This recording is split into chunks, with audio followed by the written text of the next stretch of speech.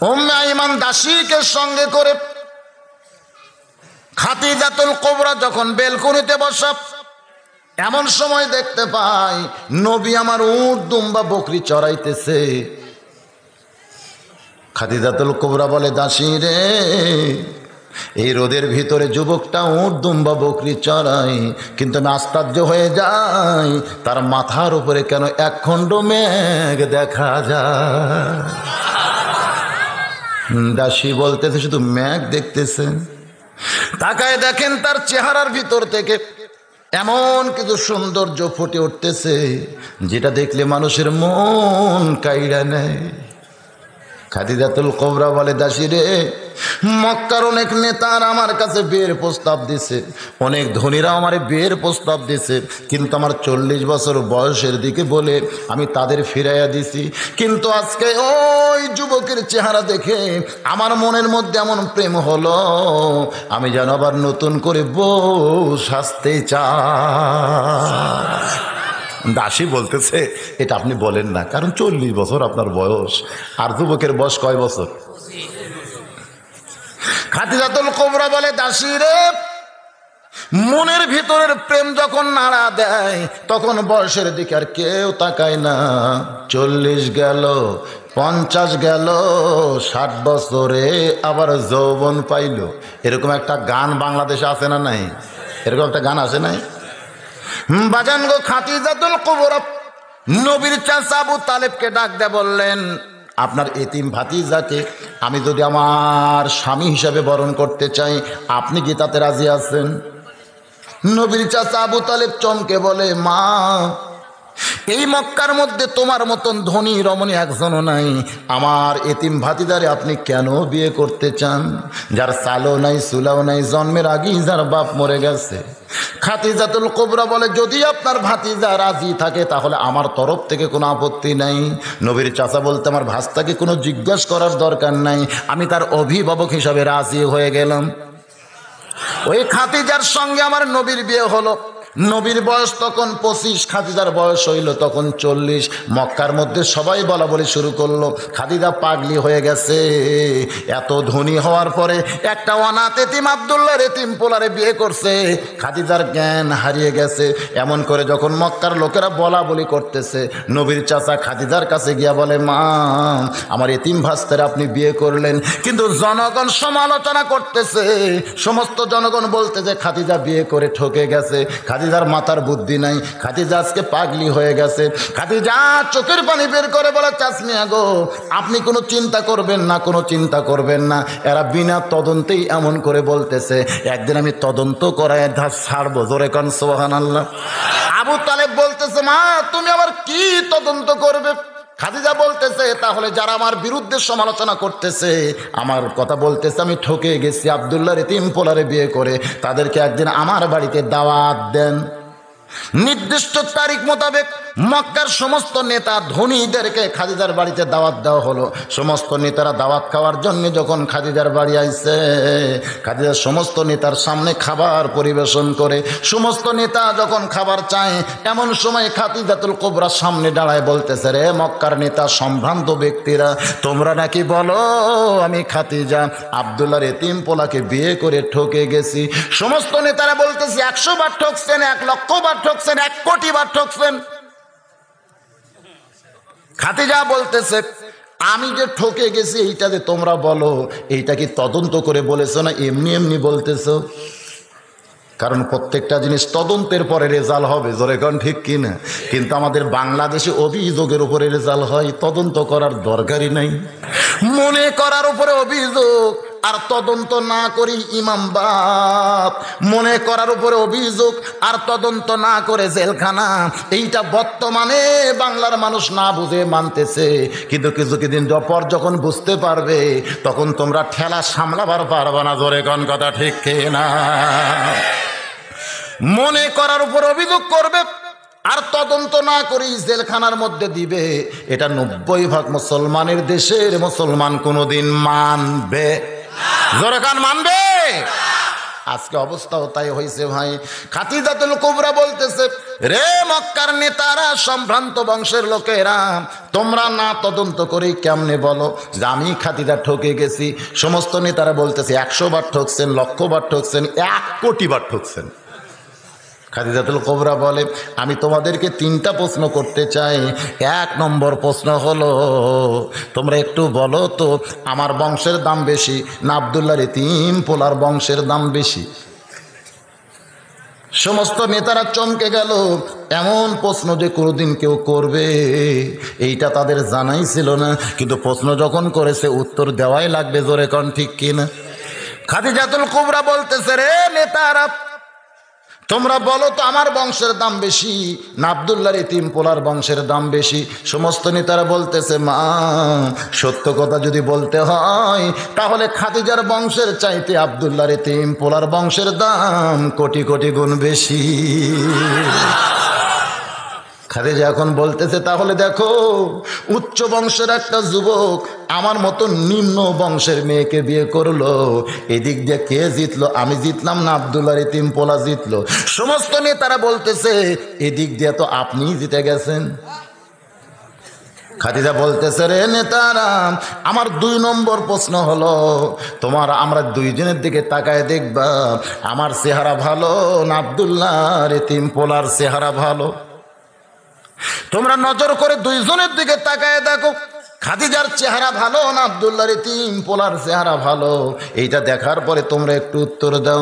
সমস্ত নেতারা খাদিজার চেহারার দিকে তাকাইছে, কিছুক্ষণ পরে চেহারা মাটির দিকে ফিরাইছে, কিন্তু আল্লাহর নবীর দিকে যখন তাকাইছে এই নজর আর ফিরাবার পারতেছে না। খাদিজা বলতেছে, রে নেতারা, তোমরা বলো কার চেহারা ভালো, খাদিজার চেহারা ভালো না আব্দুল্লাহর এতিম পোলার চেহারা ভালো? সমস্ত নেতারা বোবা হয়ে গেছে, জোরে কোন কি হয়ে গেছে? মুখের ভাষা হেরে গেছে। কারণ আল্লাহর নবী দেখতে কেমন ছিল ভাই? একবার মেয়েরা মায়েশার কাছে এসে বলতেছে, ও গো মা, আমরা তো কোনোদিন নবীরে দেখতে পাই নাই। কারণ নবী দেখা মেয়েদের জন্যও জায়েজ ছিল না, মেয়েদের জন্য কিন্তু নবী দেখাও জায়েজ ছিল না। বাজানরে, কোনো সাহাবী নবী দেখছে কিন্তু বউ দেখতে পারে নাই।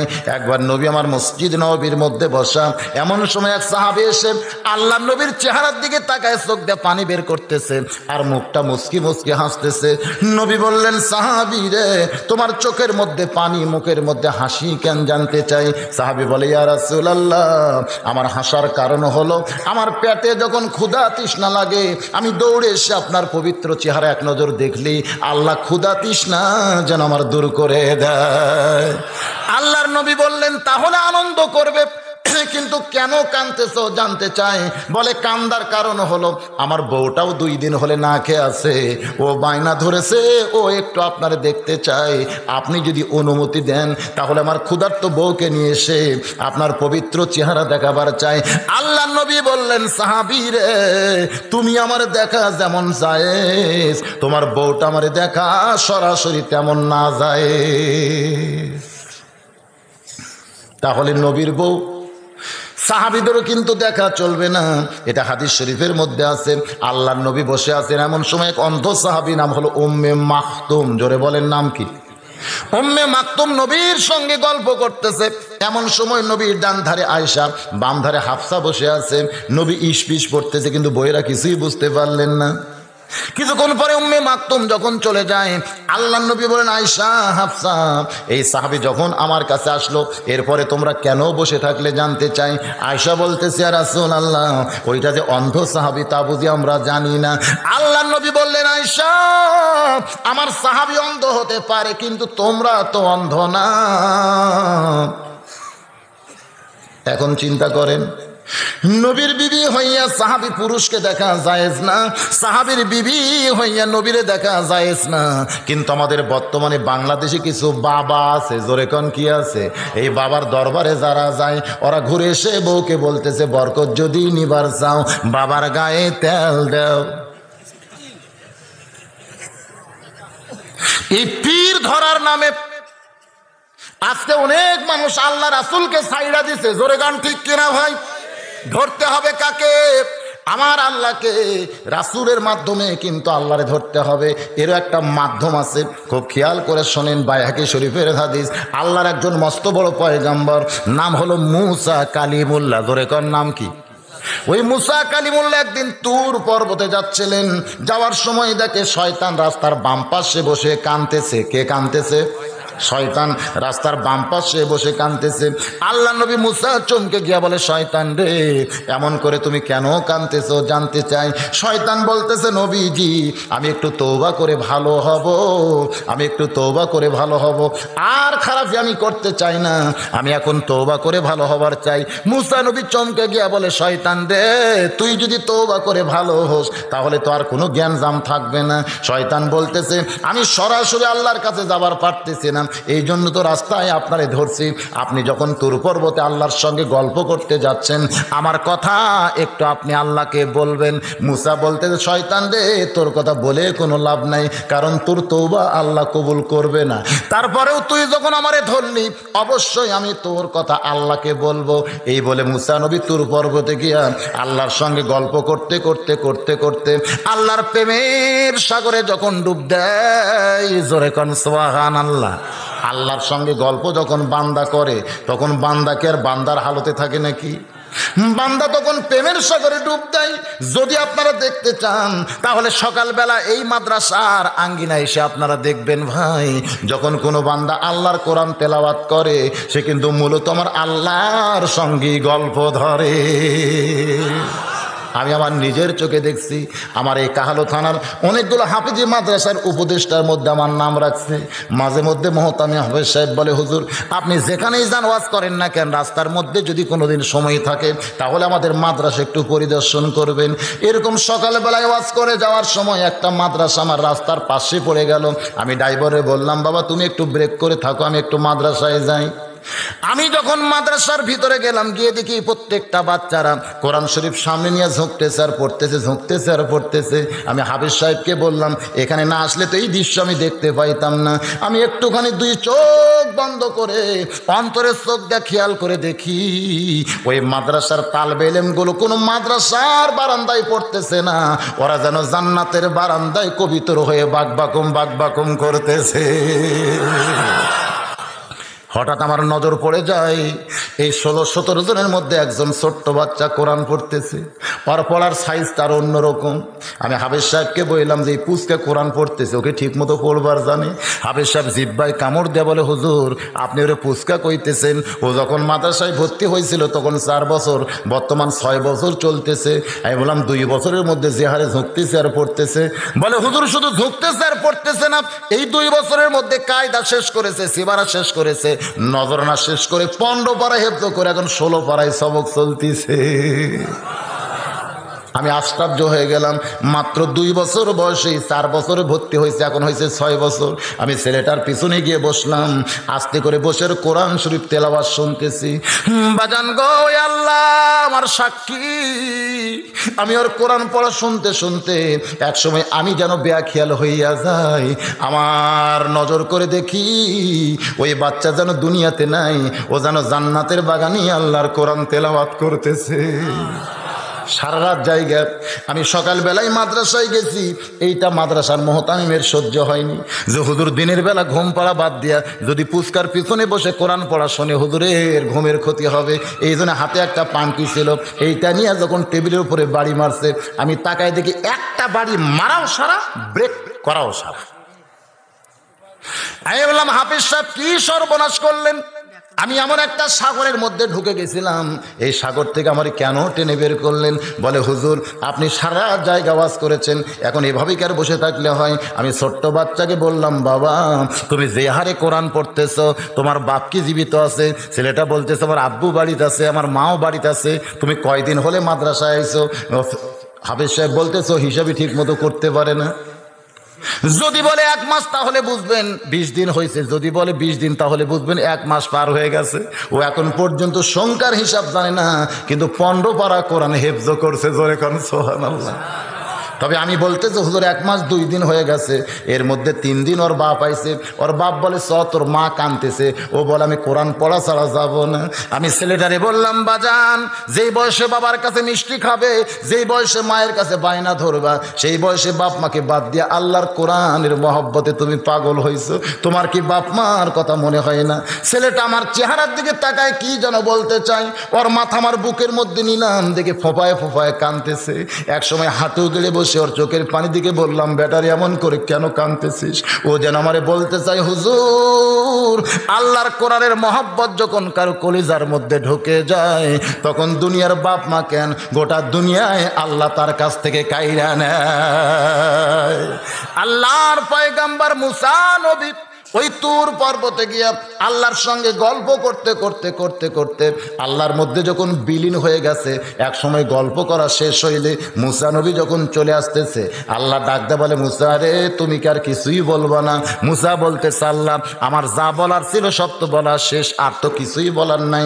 আমার আল্লাহ ডাকতে বলে, মুসা রে তুমি কি আর কিছুই বলবা না? মুসা বলতে আল্লাহ তুমি এত পেঁয়াজ করো কেন? আমার তো বলার কিছুই নাই। আল্লাহ বলে, মুসা রে তাহলে শয়তানের খবর আমারে কে দিবে? মুসা চমকে দিয়ে বলে, আল্লাহ ওই শয়তানের কথা তো আমার মনেই নাই। আল্লাহ বলে, এইটাই তো শয়তান ভুল করছে, যার মনে থাকে না তারে ধরছে, আর যে কোনোদিন ভুলবে না ধরতে হবে তাকে। যারে মনে থাকে না তারই ধরছে। মুসা নবীর মনে আছে, তারে ধরছে, কিন্তু ধরতে হবে তাকে যে কোনোদিন ভুলবে না। আমার আল্লাহ ডাকতে বলে, মুসা রে দুনিয়ার সবাই সবাইকে ভুলতে পারে, কিন্তু আমি আল্লাহ কোনোদিন কাউরে ভুলি না। যে কোনোদিন কাউরে ভোলে না তার নাম কি? তাহলে সে আল্লাহকে ধরার দরকার আছে না নাই? জোরে কোন আছে না নাই? রে আল্লাহর বান্দা, যেটা বলতেছিলাম, সেই আল্লাহকে আমাদের ধরতে গেলে কিভাবে ধরতে হবে? ধরার মাধ্যমটা কি? এই মাধ্যমটা হলো ফাত্তাবিউনি। জোরে কোন মাধ্যমটা কি? ফাত্তাবিউনি ইউহিব্বুকুমুল্লাহ ওয়া ইয়াগফির লাকুম যুনুবাকুম ওয়াল্লাহু গফুরুর রহিম। বাজানরে, যখন মেয়েরা বলতেছে ও মা আল্লাহর নবী সম্পর্কে আমরা জানতে চাই, মায়েশা চোখের পানি বের করে বলতেছে, নবী সম্পর্কে তোমরা কি জানবে? আমি গোটা জীবনে আল্লাহর নবীকে দেখেছি মাত্র 3 বার। সমস্ত মেয়েরা চমকে গিয়া বলে, মা কয়েক বছর আপনি নবীর সঙ্গে সংসার করেছেন, কিন্তু মাত্র 3 বার নবীর আপনি কেমনে দেখলেন? আয়েশা কান্দার বলে, মেয়েরা রে নবীকে বহুদিন স্বামী হিসাবে আমার ঘরের মধ্যে পাইছি, কিন্তু গোটা জীবনে নবীর মাত্র 3 বার আমি নবী হিসাবে দেখছি। জোরে কোন কয়বার? সমস্ত মেয়েরা চমকে যায়। তাহলে স্বামী আর নবী এই দুইটা কি ভিন্ন? অবশ্যই ভিন্ন ভাই। মানুষ নবী আর স্বামী এই দুইটা কিন্তু এক না। আমি কোরআন হাদিস দিয়ে বললি আপনারা বুঝতে পারবেন। যখন নবী ফাতেমার বাড়িতে যাইতেন, তখন যাওয়ার আগে আল্লাহরে বলতেন, আল্লাহ এই মুহূর্তে কিন্তু আমি নবী নাই, আমি একটা সন্তান হয়ে আমার মায়ের কাছে যাবার চাই। ধরে করছো যাওয়ার আগেই আল্লাহর নবী বলতেন, আল্লাহ এই মুহূর্তে কিন্তু আমি নবী নাই, আমি সন্তান হয়ে আমার মায়ের কাছে যাবার চাই। আমার মা 6 বছর বয়সে মরছে, কিন্তু শামিনার চাইতে অনেক দরদি আমার মা ফাতেমা আজকে জীবিত আছে। আমি কিন্তু আমার মায়ের কাছে যাচ্ছি। আল্লাহ এখন যেন আমার হাবিবুল্লাহ নবী বলে ডিস্টার্ব করেন না, আমি সন্তান হয়ে আমার মায়ের কাছে যাবার চাই। আল্লাহ বলতেছে, দোস্ত রে আমার কোনো আপত্তি নাই। এবার নবী আমার সন্তান হইয়া ফাতেমার বাড়ির দরজায় গিয়া ডাক দিছে, মা ও মা ফাতেমা, আমি তোর সন্তান হয়ে দরজায় দাঁড়াইছি, মা একটু তাড়াতাড়ি দরজা খুলে দে, আমি আমার মায়ের মুখটা দেখতে চাই। ফাতেমার দরজায় এসে ফোঁপায় ফোঁপায় কাঁদতেছি। আল্লাহর নবী বলে, মা এমন করে তুই কেন কাঁদতেছিস? মা তুই কেন কাঁদতেছিস? ফাতেমা বলে, বাবা আমার দেহের মধ্যে এমন একটা কাপড় আছে, যে কাপড় অর্ধেক দেহ ঢাকছে, অর্ধেক এখনো বের হয়ে আছে। আপনি আমার দরজায় দাঁড়িয়ে আছেন, দরজা আমি কেমনি খুলবো বাবা, বরং এখান থেকে আপনি ফিরে যান। আল্লাহর নবী বলে, মা হইয়া সন্তানকে কোনোদিন ফিরায় না, একটু দরজা খুলে দে মা, আমি তোরে দেখতে চাই। ফাতেমা খালি কান্দার বলে, বাবা আপনি কি বুঝতে পারতেছেন না এই কাপড় পরে আমি কেমনি দরজা খুলে দিব। সঙ্গে সঙ্গে নবী আমার এক টানে মাথার পাগড়ি খুলেছে, জানলার কাছে ধরে বলতেছে, মা এই পাগড়িখানা নিয়ে পাগড়ি পরে তুই দরজা খুলে দে মা। আমার আল্লাহ ডাকতে বলে, হাবিব, যার জুতার পরশে আল্লাহর আরশ ধন্য হয়ে যায় সেই পাগড়ি কি দুনিয়ার কোনো মানুষ পরতে পারে? নবী কান্দার বলে, আল্লাহ এখন আপনাকে আমাকে নবী হিসাবে দেখতেছেন, আমি নবী না আল্লাহ, আমি একজন সন্তান হয়ে আমার মায়ের দরজায় দাঁড়িয়ে আছি, আমার মায়ের পরনের জন্য আমার মাথার পাগড়ি খুলে দিয়েছি। ও মা, আমার মাথার পাগড়ি পরে তুই আমার জন্য দরজা খুলে দে মা। নবী কিন্তু আর নবী নাই, একটা সন্তান হয়ে যখন পাগড়ি জানলা দিয়ে দেয়, ওই পাগড়ি পরে ফাতেমা যখন দরজা খুলেছে, সঙ্গে সঙ্গে নবী আমার জুব্বাখানা উপর দিকে উঠাইছে। ফাতেমা তাকায় দেখে ক্ষুধার জ্বালায় নবী পেটে পাথর বেঁধেছে।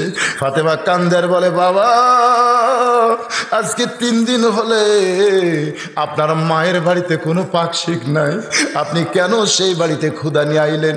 আপনার মেয়ে উম্মে কুলসুমা কত ধনী, তার স্বামী হলো মক্কা মদিনার সবচাইতে ওসমান গনি, আপনি সেই মেয়ের বাদ দিয়া এই গরিব মেয়ের বাড়িতে কেন আসেন বাবা?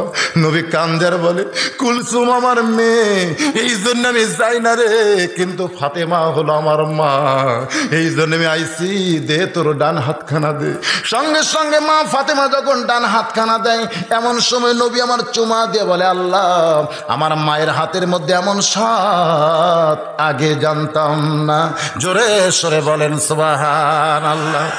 বাজান রে, সবসময় নবী আমার থাকতেন না। নবী যখন রাস্তা দিয়ে যাইতেন, যাওয়ার সময় দেখে হাসান হোসেন দুইজনই কাঁদতেছে।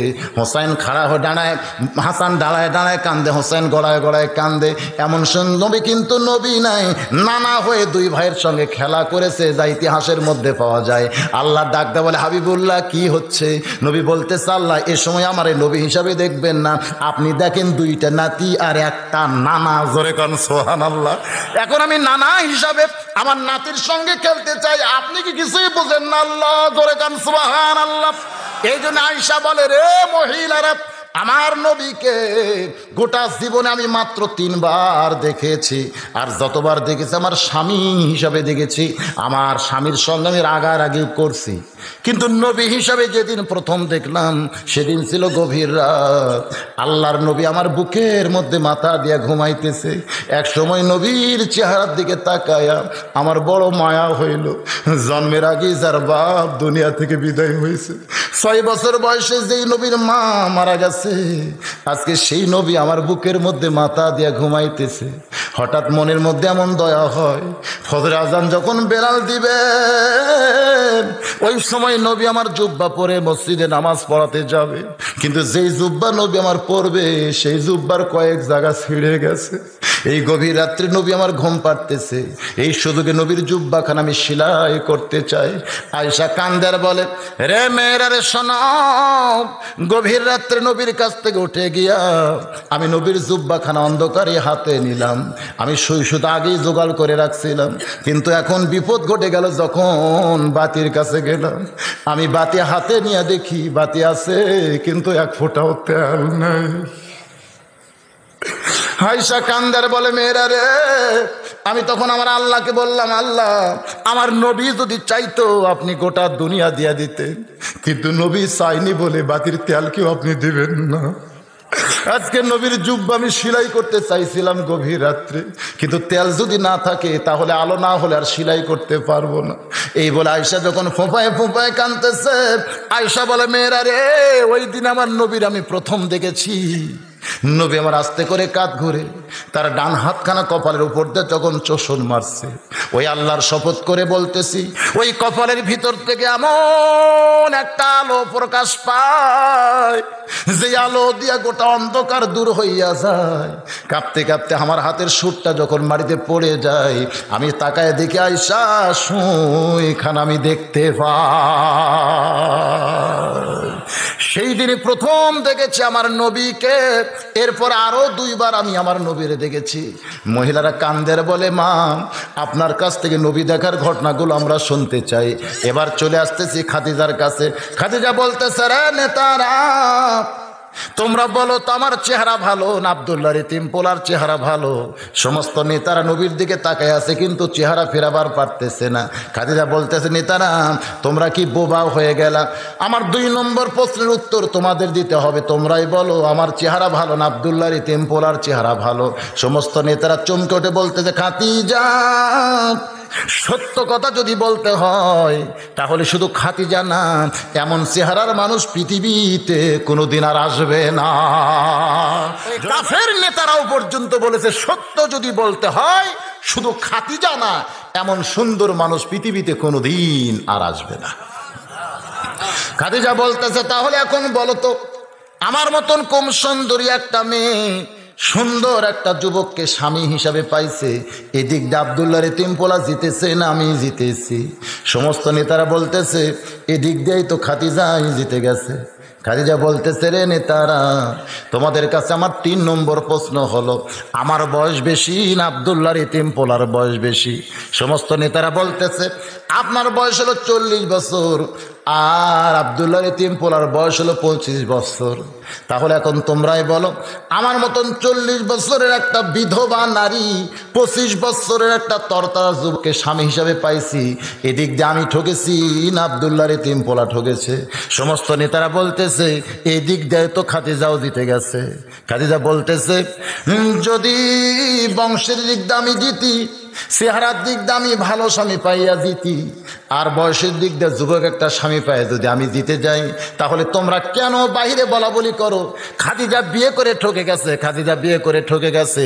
তোমরা তদন্ত না করে এই মিথ্যা কথাটা কেমনে বলো? সমস্ত নেতারা বলতে যে খাদিজা আমরা যেইটা প্রথমে খেয়াল করেছি সেইটা হলো খাদিজা মক্কার মধ্যে সবচাইতে ধনবতী রমণী, একটা অনাথ এতিমরে বিয়ে করেছে, এই গরিবরে বিয়ে করার জন্যই খাদিজা ঠকে গেছে। খাদিজা বলতেছে এইটা যদি তোমাদের সকার একটা মানতন্ত্র হয়, এইটা যদি তোমাদের দাড়ি পাল্লা হয়, তাহলে তোমরা শুনে নাও খাদিজার যত সম্পদ আছে ওই আল্লাহকে সাক্ষী করে আজকে সমস্ত সম্পদ আব্দুল্লাহ ইতিম পোলার পায়ে দিয়া দিলাম। জোরে সরে বলি সুবহানাল্লাহ। বাজান গো 25 বছর থেকে এক টানে নিয়ে গেলাম নবীর 37 বছর। খুব খেয়াল করে শুনবেন, কারণ কুল ইন কুনতুম তুহিব্বুনাল্লাহ ফাত্তাবিউনি, এইটা যদি আমরা বুঝতে চাই আমার নবীকে জানতে হবে। জোরে কোন ঠিক কিনা ভাই? নবীর বয়স যখন 37 বছর, ওই সময় নবী কিন্তু খাদিজাতুল কুবরার কাছে আর বেশি সময় দিতেন না। ওই সময় নবী একটা নির্জন জায়গা বেছে নিয়েছিলেন, সেই জায়গার নাম হলো হীরা গুহা। জোরে কোন কি গুহা? ওই হীরা গুহার মধ্যে নবী আমার 3টা বছর কাটাইলেন একাধারে। ওই 3 বছরের শেষ বছর 40-এ নবী যখন পা দিলেন, এমন সময় আমার আল্লাহ ডাক দিয়ে বললেন জিব্রাইল যা রে জিব্রাইল যা, এই লহে মাহফুজ থেকে আল্লাহর কোরআনের কয়েকটা আয়াত নিয়ে আমার দোস্তের কাছে যা। ফেরেশতা জিব্রাইল আল্লাহর কোরআনের কয়েকটা আয়াত নিয়ে আইলাম হীরা গুহায়। খুব খেয়াল করে শুনতে হবে, ফেরেশতা জিব্রাইল আল্লাহর কোরআনের কয়েকটা আয়াত নিয়ে আসলেন হীরা গুহায়। একটু দূরে থেকে ফেরেশতা জিব্রাইল ওই গুহার ভিতরে তাকায় দেখতেছে। শুধু 2 চোখ দিয়ে জিব্রাইল দেখতেছে না, অন্তরের চক্ষু দিয়া জিব্রাইল দেখতে পায় আইলাম আল্লাহর কাছ থেকে নবীর কাছে হীরা গুহায়। কিন্তু এখানে আসার পরে আল্লাহ আর নবীরে দেখা যায় এক জায়গায়। জোরে সরে বলেন সুবহানাল্লাহ। জিব্রাইল যখন আল্লাহর নবীকে দেখেছে আল্লাহর সঙ্গে এক জায়গায়, ওই সময় কিন্তু নবী এমন একটা সাগরের মধ্যে ডুব মারছিলেন, যেই সাগরটা প্রত্যেকটা আল্লাহর বান্দার বাম স্তনের 2 আঙ্গুল নিচে বিরাজ করতেছে।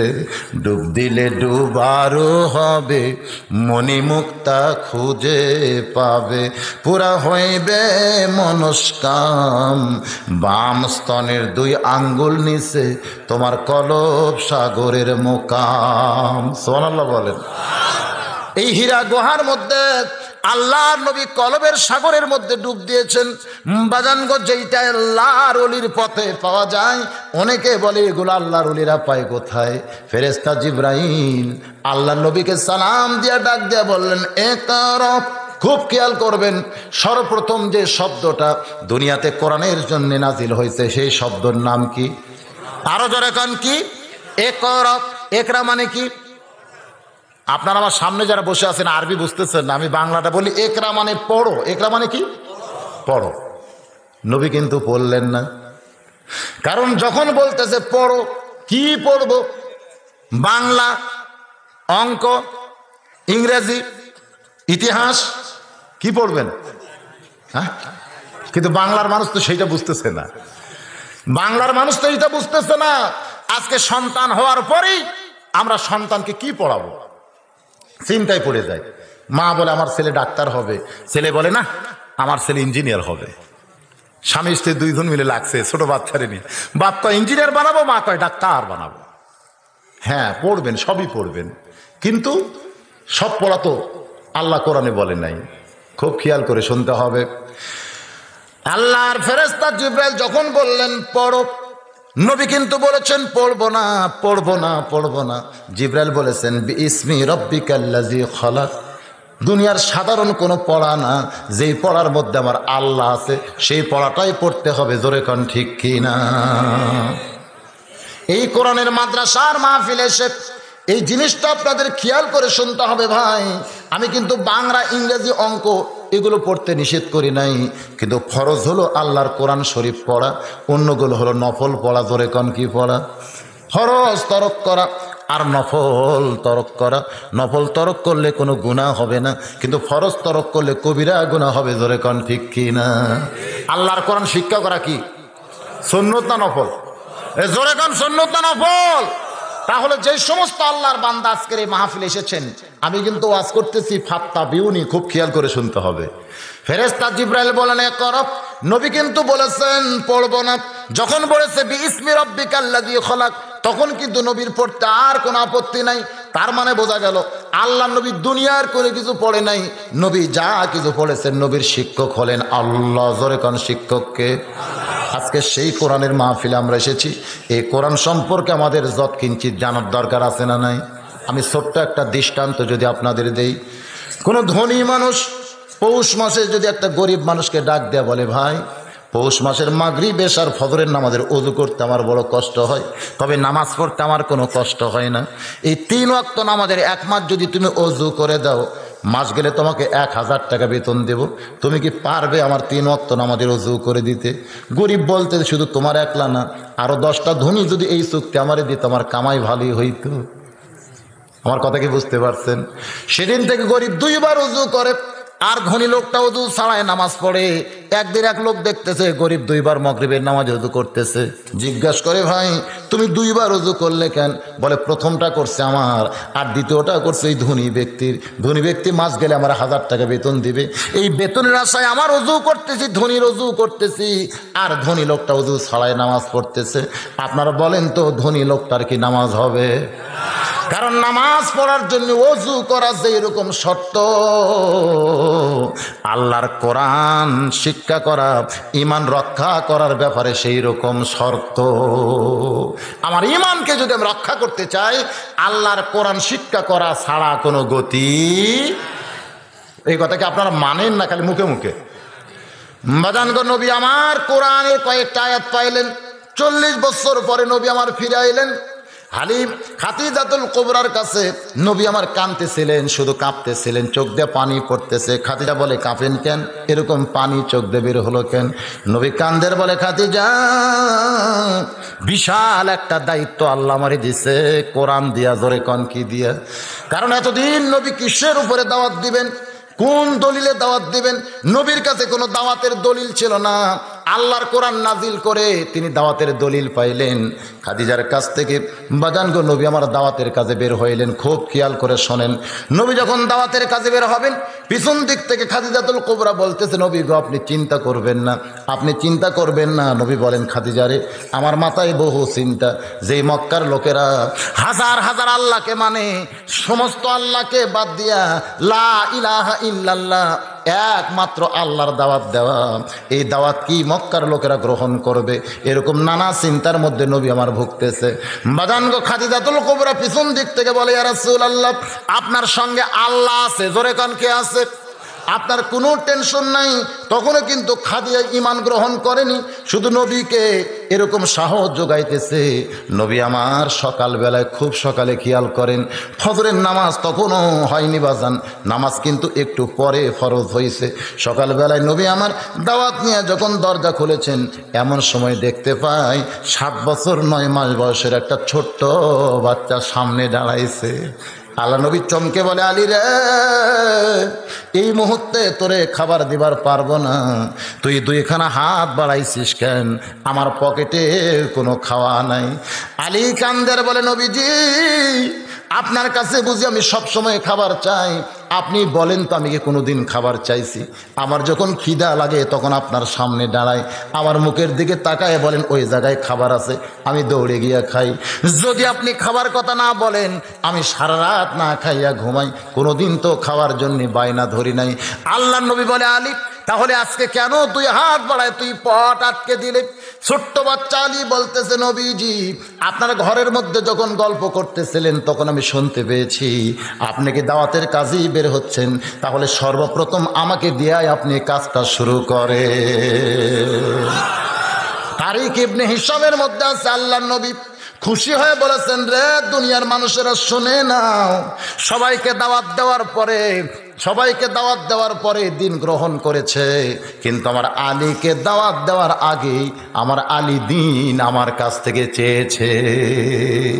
এই জন্য নবী বলেন, ইমানের দিক দিয়ে আমার আলীকে ড্যাঙ্গানোর মতন কোনো মানুষ পৃথিবীতে নাই। নবী বলেছেন, নামাজের দিক দিয়ে আমার আলীকে ড্যাঙ্গায় যাবে এমন কোনো মানুষ কিয়ামত পর্যন্ত হবে না। আল্লাহর নবী বলেছেন, দাওয়াতের দিক দিয়ে আমার আলীকে ড্যাঙ্গায় যাবে এমন কোনো মানুষ কিয়ামত পর্যন্ত হবে না।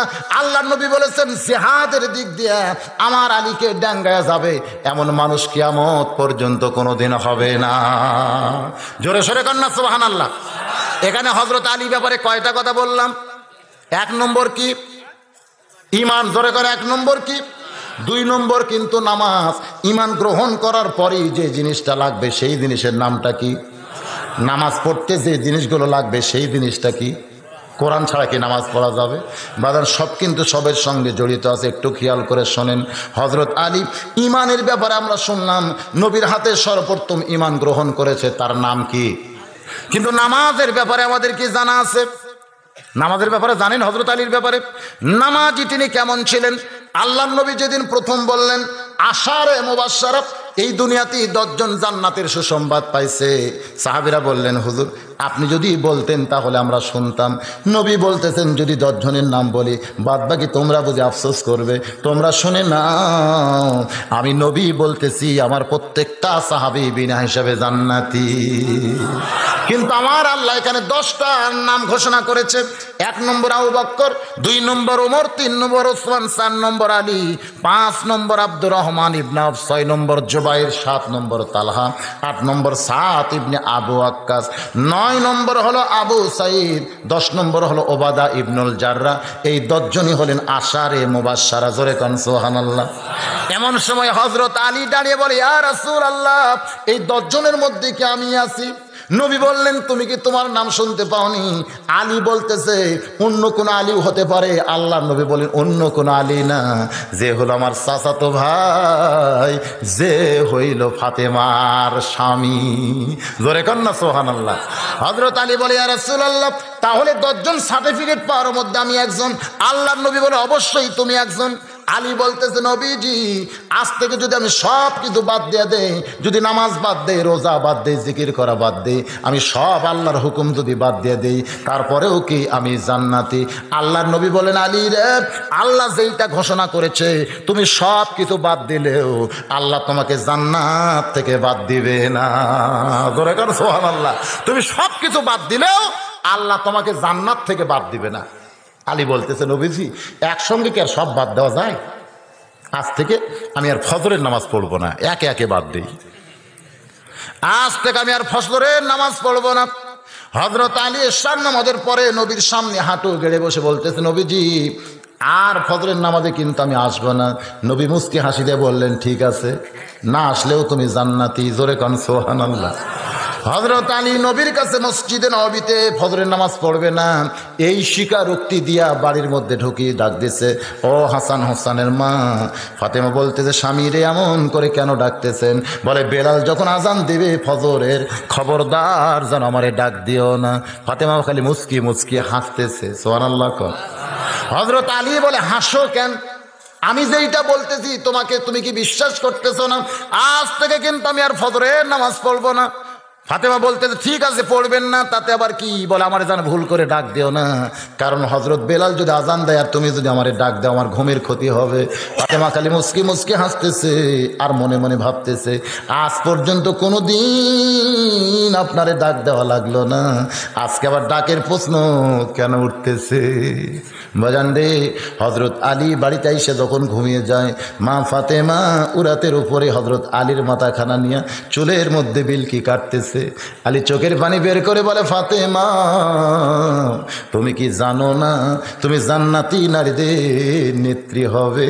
তারপরেও ঘুম জায়গা স্বামীর এমন খেদমত কেন করো জানতে চাই।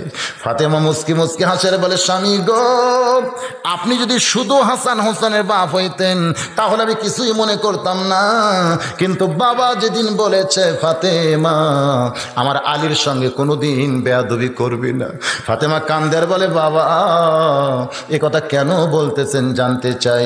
নবী বলেন, ফাতেমা রে, কার দিয়া বলে, আল্লাহু আকবার। ও দরদি আল্লাহ, আপনার বান্দা সমূহের মধ্যে সবচাইতে পছন্দনীয় যুবক বান্দা আমার ফাতেমার জন্য কবুল করেছেন কে গো আল্লাহ জানতে চাই। বলে, সেইটা হলো আপনার আলী, সেইটা হলো আমার আলী। বাজান রে, নবী আমার কান্দের বলে, ফাতেমা যে আলীকে আমার আল্লাহ পছন্দ করেছে তোর জন্য মা, ওই আলীর সঙ্গে যেন তুই কোনোদিন বেয়াদবি করিস না। সেদিন থেকেই ফাতেমা জানে আমার স্বামীর দাম কত। জোরে কোন সুবহানাল্লাহ।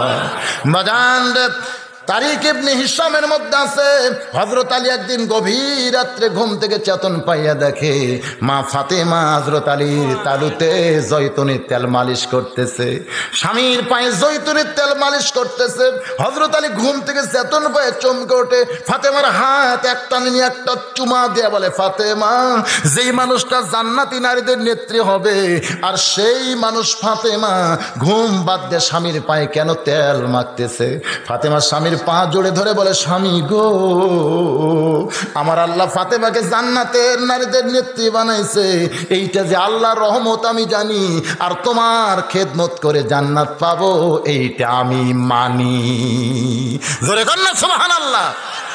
আল্লাহ খাতুনের জান্নাত, জান্নাতের নারীদের নেত্রী বানাইছে, এটা আল্লাহর রহমত, এইটা আমি জানি, আর তোমার খেদমত করে আমি জান্নাত পাবো এইটা আমি মানি। জোরে কোন সুবহানাল্লাহ।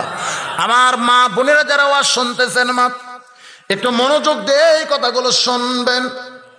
বাজান রে, খাতুনের জান্নাত ফাতেমা আলীর মাথা কোলের মধ্যে নিয়ে এক সময় হযরত আলী যখন ঘুমিয়ে গেছে, মা ফাতেমাও বাম পাশে ঘুমিয়ে যায়। হযরত বেলাল যখন ফজরে আজান দিছে, এক লাফে হযরত আলী বিছনায় বসে যায়। ফাতেমা চমকে বলে, স্বামী গো, আপনি না কইছিলেন আজান দিলে ডাক দিও না, আমি ডাক দেওয়ার আগেই কেন বিছরে বসে গেলেন জানতে চাই। হযরত আলী বলে, ফাতেমা তোমার বুঝি জানা নাই আজান শুনলে ঘুম পাড়া জায়েজ না?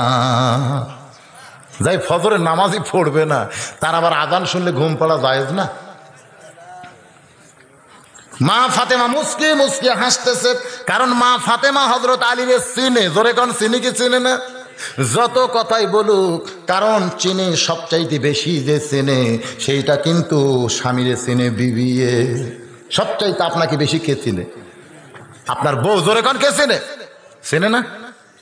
সবচাইতে বেশি চিনে। আমার জীবনে এটা আমি শর্ট খাইছি। তো আমার বউ আমাকে মাঝে মধ্যে বলে, সাদিয়ার আব্বা যান গোসল করেন, সাদিয়ার আব্বা আসেন ভাত খান। আমার বড় মেয়ের নাম সাদিয়া। আমি একদিন রাগ করে কইছিলাম, কিসের সাদিয়ার আব্বারে? লক্ষ লক্ষ মানুষ আমারে হুজুর কয়, আর তুমি বাড়ির বউ হয়ে হুজুর খবর পারো না? তুমি বলবো হুজুর আসেন ভাত খান, হুজুর যান গোসল করেন। আমার বউ খালি মুচকে মুচকে হাসে। আমি বলি, হাসো কেন? বলে, জনগণ আপনারা চিনে না তাই হুজুর কয়, কিন্তু আমি আপনারা চিনি, হুজুর হওয়া এত সহজ নয়। সেই দিনই বুঝতে পারলাম নিজের বইয়ের কাছে হুজুর হওয়া যে কত বড় কঠিন। নিজের বইয়ের কাছে পীর হওয়া বড় কঠিন, হুজুর হওয়া বড় কঠিন। কারণ দুইজন হুজুর আর পীর মানতে চায় না। একটা হলো বইয়ে আর একটা হলো মায়ে, এর সঙ্গে আর একটা যোগাইছে, সেইটা হলো গায়ে। গায়ের লোকেরা মানে না, বইয়ে মানে না, আর মায়ে মানে না। জোরে কর ঠিক কিনা? আমি যত বড়ই হুজুর হই, আমার মা আমাকে হুজুর করে ডাকবে, মাঝে মাঝে রাগ করে দিয়ে একদিন চড়াবারও চায়। আমি একদিন কইলাম, মা কত মানুষ আমাকে হুজুর কয়, যতই তুই হুজুর কোক মানুষ, তুই আমার সওয়াল। এরকম বুঝেন না? মায়ের কাছে হুজুর হওয়া যায় না, পীর সাহেব হওয়া যায় না। বাজানগো যেটা বলতেছিলাম, খাতুনে জান্নাত ফাতেমা মুস্কি মুস্কি হাসতেছে। কিছুক্ষণ পরে হযরত আলী ওযু করছে, ওযু করে যখন জুব্বা গায়ে দেয়া মাথার টুপির উপরে পাগড়ি বাঁধতেছে, এমন সময় ফাতেমার সামনে দাঁড়ায় কাঁদতেছে, স্বামী গো, আপনি বাবার কাছে ওয়াদা করছেন এশার নামাজের পরে আপনি ফজর পড়বেন না, আবার এমন সাইজ হয়ে কোন দিকে যাচ্ছেন জানতে চাই। হযরত আলী বলে, ফাতেমা, এতদিন মসজিদের মধ্যে ঢুকে নামাজ পড়েছি নবীর পিছনে, আজকে মসজিদের বাহির থেকে নামাজের দৃশ্য একটু প্রাণ ভরে দেখতে চাই। যেই নামাজই পড়বে না সে আবার নামাজের দৃশ্য কেন প্রাণ ভরে দেখবে? বাজানরে হযরত আলী মসজিদের বারান্দায় 2 রাকাত সুন্নত নামাজ শেষ করলে এক সাহাবী কোনার গোতা দিয়ে বলতেছে, আলী ভাই, আপনি তো ফজরের নামাজ পড়বেন না, তাহলে কি পড়লেন জানতে চাই। আলী বলতেছে, আমি না হয় ফজর পড়বো না, তাই বলে কি সুন্নত পড়তে পারবো না? কিছুক্ষণ পরে হযরত বেলাল যখন কামাতিস সালাহ কামত দেয়, হযরত আলী আবু বকর আর ওমরের মাঝখানে ঠেলা দিয়া মাঝখানে দাঁড়ায় আল্লাহু আকবার নিয়ত বানছে। ফজরের নামাজের সালাম ফিরে আল্লাহ নবী যখন সাহাবীর দিকে মুখ ঘুরাইছে, আলীরে দেখার পরে নবী আমার মুচকে মুচকে হাসতেছে। নবী বললেন, আলী, তুমি না কইছো ফজরের নামাজ পড়বো না, আবার সামনে কাতারে তোমারে কেন দেখতে পাই? হযরত আলী দাঁড়িয়ে ছোট বাচ্চার মতন শুধু কান্দে, শুধুই কান্দে। আল্লাহর নবী বলেন, আলী রে, এমন করে কেন কাঁদতেছো বাবা জানতে চাই। হযরত আলী কান্দের বলে, নবীজি, বহু চেষ্টা করেছি আমি নামাজ পড়বো না, বহু চেষ্টা করেছি আমি নামাজ পড়বো না, কিন্তু আমি নামাজ ছাড়তে চাইলে কি হবে? নামাজি আলীরে ছাড়ে না। এই জন্য আল্লাহ নবী বলেছেন, নামাজের দিক দিয়ে আমার আলীকে ডেঙ্গায় যাবে এমন কোন নামাজি পৃথিবীতে হবে না। বাজান গো, আর এক আলীর গুণ ছিল দাওয়াতের গুণ। জোরে কোন কিসের গুণ? আল্লাহ নবী এও বলেছেন যে আবু জেহেলকে আমি 400 বার দাওয়াত দিয়েছি। আল্লাহ নবী আবু জেহেলকে কতবার দাওয়াত দিয়েছে? কিন্তু আমার আলী যদি 4 বার আবু জেহেলের কাছে যাইতো, আবু জেহেল ঈমান গ্রহণ করত। সাহাবেরা বলেন, হুজুর, তাহলে আপনি না যায় আলীরে পাঠাইলেই তো আপনি পারতেন। নবী বলতেন, সাহাবীরা রে, আমার আলীর কাছে দাওয়াতের এলেম যেমন আছে, কিন্তু আলীর কাছে আবার কাফের বেঈমানদেরকে শেষ করার তরবারিও আছে। আমার বড় ভয় লাগে, আমার সঙ্গে আবু জেহেল যে বেয়াদবি করছে, সেই বেয়াদবি যদি আলীর সঙ্গে দাওয়াত দিবার সময় করে, আর আলী যদি দাওয়াত বাদ দেওয়ার ঘাড়ের উপর তরবারি মারে। এই জন্য আমার বড় ভয়, আমি সব জায়গায় আলী আর উমরকে পাঠাবার পারি না। জোরে কোন সুবহানাল্লাহ। বাজান গো, আল্লাহর নবী হলেন রাহমাতুল লিল আলামিন, গোটা বিশ্ব জগতের জন্য রহমত। এই আয়াতখানা কখন নবীর উপর নাজিল হয়েছে? বাজান রে, কোরআন শরীফ পড়েন, তখনই বুঝতে পারবেন। নবী আমার 400 বার আবু জেহেলের বাড়িতে দিনের দাওয়াত নিয়ে গেছে। একদিন গভীর রাত্রে নবী যখন দাওয়াত দিবার যাওয়ার চাচ্ছে, কারণ সমস্ত মানুষের কাছে নবী দিনের বেলা দাওয়াত দিবার চায়, কিন্তু গভীর রাত্রে যার কাছে যায় তার নাম হলো আবু জেহেল। জোরে কোন নাম কি? গভীর রাত্রে নবী যখন আবু জেহেলের কাছে দাওয়াত দিবার চাচ্ছে, এমন সময় খাদিজাতুল কুবরা বুঝতে পারছে নবী এখন দাওয়াতের কাছে যাবে। সামনে এসে 2খানা হাত বাড়ায় কাঁদতেছে। আল্লাহ নবী বলে, খাদিজা, এমন করে কেন কাঁদতেছো জানতে চাই। বলে, নবীজি, আজকে গভীর রাত্রে একটা জিনিস যদি আপনার কাছে চাই, আপনি কি এই জিনিস আমারে দিবেন না? সঙ্গে সঙ্গে নবী খাদিজার সেজদার জায়গায় একটা চুমা দেয়া বলে, খাদিজা, সব কিছুই তো আমারে দিয়েছেন, কি আমার কাছে চাবেন? আজ পর্যন্ত কোনো জিনিস তো আমার কাছে চাইলেন না। খাদিজা বলতেছে, নবীজি, আগে বলেন চাইলে কি আমারে দিবেন? নবী বললেন, খাদিজা, সবার কাছে সব জিনিস চাওয়া যাবে না, যে দিবার পারে তার কাছেই সব চাইতে হবে। জোরে কোন ঠিক কিনা? আল্লাহ নবী মারাত্মক একটা কথা বলেছেন, এই কথাটা ইমাম গাজ্জালী ব্যাখ্যা করেছেন। নবী বললেন, খাদিজা, সবার কাছে সব জিনিস চাইও না, যিনি সব জিনিস দিবার পারবেন তার কাছেই চাই। চাইতে হবে, জোরে কোন ঠিক কিনা? আমার কাছে যদি তোমার সন্দেহ থাকে যে তুমি যেটা চাইবা আমি দিবার পারবো না, সেই জিনিস না চাওয়াই ভালো, বরং তার কাছেই চাইতে হবে যিনি সব কিছুই দিবার পারবে। যিনি সব কিছু দিবার পারবেন তিনি কে? এই জন্যে আল্লাহ বলেছেন ইয়্যাকা না'বুদু ওয়া ইয়্যাকা নাস্তাইন, ইবাদত করবা তার, সাহায্য তাইবা তার কাছে, ওই বাবার কাছে, ওই মাজারের কাছে, ওই পীরের কাছে কোনো জিনিস চাওয়ার দরকার নাই। চাইতেই যদি হয় একমাত্র আমার আল্লাহর কাছেই চাইতে হবে, জোরে কোন ঠিক কিনা ভাই? বাবার কাছে যায় অনেকে দাঁড়ায় থাকে বাবা, আমি কিন্তু হক্কানি পীর মাশায়েখের বিরুদ্ধে না, কারণ আমিও তো সেই দলেরই, জোরে কোন ঠিক কিনা? কিন্তু ওই যে বাবা,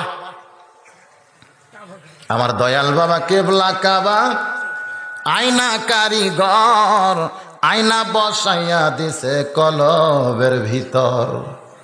মাস্তানে যাবেন দেখবেন কিভাবে দাঁড়ায় আছে। হায় মাজারের কাছে, বাবার কাছে কোনো কিছু চাওয়ার দরকার আছে, চাইতে হবে কার কাছে? আল্লাহর নবী খাদিজাকে বললেন যে জিনিস দিবার পারবো না সে জিনিস আমার কাছে চাইও না। সন্দেহ যদি হয় তাও চাওয়া যায় না। সন্দেহ জিনিস চাওয়া যাবে? সন্দেহ ইন্না জন্না শায়াতিন। খাদিজা বলতেছে নবীজি তাহলে কি আমি এই গভীর রাত্রে আপনাকে বলবো না? নবী বলতেছেন আগে বলো, শুনতে চাই, তুমি কি বলতে চাও? খাদিজা বলে নবীজি আমি শুনতে পেয়েছি আপনি বহুদিন আবু জেহেলের কাছে সুফি সুফি দাওয়াত নিয়ে যান, প্রত্যেকবারই আবু জেহেল আপনারে লাঞ্ছনা করে, প্রত্যেকবার আবু জেহেল আপনাকে অকথ্য ভাষায় গালি দেয়। আমি খাদিজা শুনলে বড় কষ্ট পাই। আজকে যখন জানতে পারতেছি আপনি দাওয়াতের কাজে যাচ্ছেন, ওই আবু জেহেলকে বাদ দিয়ে আপনি সব বাড়িতে দাওয়াত দিবেন। নবী বলে খাদিজা যতদিন আবু জেহেল জীবিত আছে আর যতদিন আমি দাওয়াতের কাজে বের হব, প্রত্যেকবার প্রথমেই আবু জেহেলের দরজায় আমি দাওয়াত নিয়ে যাব। খাদিজাতুল কুবরা নবীর হাতটা টেনে ধরে বলে নবীজি কেন আপনি আবু জেহেলের বাড়িতে দাওয়াত নিয়ে যাবেন এইটা কি আমি জানতে পারবো না? নবী বললেন তাহলে শোনো রে খাদিজা, আমার বয়স যখন 6 বছর, আমি যখন বাবার কবর জিয়ারত করে আমার মায়ের কোলে চড়ে ফিরে আসতেছিলাম মক্কার দিকে, আবহাওয়া প্রান্তরে আমার মাটা দুনিয়া থেকে বিদায় হয়ে যায়। উম্মে আইমানের সঙ্গে আমি আমার দাদার কাছে ফিরে আইলাম। ওই বছরের এক বিকাল বেলায় আমি মক্কার ছোট ছোট বাচ্চাদের সঙ্গে খেলতে খেলতে গেলাম পাহাড়ি এলাকায়। যখন সন্ধ্যা হয়ে গেছে আমি 6 বছরের নবী দেখতে পাইলাম। অনেকগুলো বাবা এসে তার সন্তানকে নাম ধরে ডাক দিয়েছে। যখন সন্তানের নাম ধরে ডাক দেয় প্রত্যেকটা সন্তান দৌড়ে গিয়া বাবার কোলের মধ্যে যখন চড়ে, সমস্ত সন্তানকে নিয়ে যখন বাবারা চলে যায় তখন তাকায় দেখি আমাকে কোলে নেওয়ার বাবা ডাক দেওয়ার কোনো মানুষ সারা দুনিয়াতে নাই। আল্লাহ নবী কানতে কানতে কানতে কানতে পাহাড়ের কিনারায় গিয়া ডাক দেয় বাবা যতক্ষণ না আসবে ততক্ষণ আমি আর ফিরে যাব না। ওই সময় আবু জেহেল একটা উঠের পিঠে চলে আসতেছে। নবী বলেন খাদিজা শুনলে তুমি আশ্চর্য হবে, আবু জেহেল খারাপ না রে, আবু জেহেল খারাপ না। তখন তার নামটা ছিল ওমর। আসলে ওর নাম কিন্তু আবু জেহেলও না, ওর নাম কিন্তু আবুল হাকামও না, ওর আসল নামটা হলো ওমর। জোরে কান আসল নামটা কি? আসল নামটা হলো ওমর। কিন্তু আমরা জানি আবু জেহেল, আবার আগে ছিল আবুল হাকাম। যেরকম আমাদের ইমামের নাম কিন্তু আবু হানিফা না, আমাদের ইমামের নাম হইল নোমান ইবনে সাবেত। জোরে কোন ঠিক কিনা? কিন্তু আমরা নোমান ইবনে সাবেত জানি, আমরা সবাই কি জানি? আবু হানিফা। তার একটা মেয়ে ছিল হানিফা, অকালে মৃত্যুবরণ করলে আমাদের ইমাম সাহেব চোখ দিয়ে পানি বের করেছে। ছাত্ররা বলে হুজুর আপনার মেয়ে মরে নাই, কিয়ামত পর্যন্ত আপনার মেয়েকে বাঁচায় রাখতে চাই। তো বলে কেমনে? বলে আজ থেকে আপনি হানিফার বাপ আবু হানিফা বলে আমরা ডাকবো। সেদিন থেকে আবু হানিফা এমন হয়ে গেল যে কিয়ামত পর্যন্ত নোমান ইবনে সাবেত অনেকে ভুলিয়ে গেছে। জোরে কোন ঠিক কিনা ভাই? ওর নাম কিন্তু আবু জেহেলও ছিল না, আবুল হাকামও ছিল না। নামটা কি ছিল? মনে রাখবেন নামটা কি? আল্লাহর নবী বলেন খাদিজা আমি যখন পাহাড়ের কিনারে গিয়া বাবা বাবা বলে কাঁদতেছিলাম, এমন সময় উটের পিঠে চড়ে ওই আবু জেহেল সন্ধ্যার সময় আসতেছিল। উটটাকে মাটিতে বসায়া এক দৌড়ে গিয়া আমার কোলে নিয়ে আমার গালে মুখে চুমা দিয়ে বলে, আব্দুল্লাহ রে তিমপোলা রে, তোর বাবা নাই, তুই বাবা বাবা বলে ডাকলে তোর বাপ কি কোনোদিন আসবে? আমি তোকে বাবার দরদ দিয়া তোর দাদার কাছে পৌঁছাইয়া দিতে চাই। খাদিজা রে, সেই দিন আবু জেহেল আমাকে বুকের মধ্যে করে আমার দাদার ঘরে পৌঁছাইয়া দিল। সেদিন থেকে ওর প্রতি আমার একটা মহব্বত পয়দা হলো। যে আবু জেহেল আমার বুকের মধ্যে কোলে নিছে, ওই আবু জেহেল জাহান্নামে যাক, আমি খাদিজা কোনোদিন চাই না। এই কারণেই প্রত্যেক রাত্রিবেলা আমার প্রথম টার্গেট হলো আবু জেহেল। খাদিজা কান্দার বলে, নবীজি এই খবর তো আমি জানতাম না, আজকে যখন জানতে পারলাম তাহলে চলে যান আবু জেহেলের কাছে। গভীর রাত্রে নবী আমার আবু জেহেলের দরজায় এসে যখন ডাক দিতে, চাচমিয়া গো, এমন সময় নবী দেখতেছে আবু জেহেল তার দরজায় একটা বড়ই গাছ লাগাইছে, ওই গাছ থেকে বড়ই পাড়তেছে আর খাইতেছে। কারণ আবু জেহেলের একটা ব্যারাম ছিল, ডায়াবেটিস। জোরে কন কি? ডায়াবেটিস ব্যারাম। আসলে ডায়াবেটিস ব্যারাম কিন্তু লক্ষণ ভালো না। আপনারা কি মনে করতেছেন? যাদের ডায়াবেটিস হয়েছে লক্ষণ ভালো? ওরা ঠিক মতো চলে নাই বলেই তো এই ডায়াবেটিস হলো। একটু নিয়ম মোতাবেক চললে কোনোদিন কারো ডায়াবেটিস হবে না। খাবার সময় ক্ষুধাকে 3 ভাগ করতে হবে, 1 ভাগ খাদ্য, 1 ভাগ পানি, 1 ভাগ আল্লাহর জন্যে। এই তরিকায় যদি কেউ খায় তাহলে এই ব্যারাম কিন্তু হবে না। দই পাইলে 1 ডুঙ্গি খাইছে, মিষ্টি পাইলে 3 কেজি পর্যন্ত খাইছে। বাজানরে অনিয়ম করার কারণে এই ব্যারামটা তাদের হয়েছে। এই ব্যারামটা সর্বোত্তম হয়েছিল আবু জেহেলের। জোরে কনকার। আর ডায়াবেটিস ব্যারাম ভালো হয় একটা জিনিস খাইলে, সেটা হলো টক। টক। আবু জেহেল একটা বড়ির গাছ লাগাইছিল দরজায়, গভীর রাত্রে চুপি চুপি বড়ি খাচ্ছে। নবী সালাম দিয়ে বলে, চাচমিয়া কি খান? আবু জেহেল কয়, এই ঝামেলা আবার এই জায়গায় কেন রে এত রাত্রে? কই কলিজায় শান্তি না, এই জন্য পাথর খাই।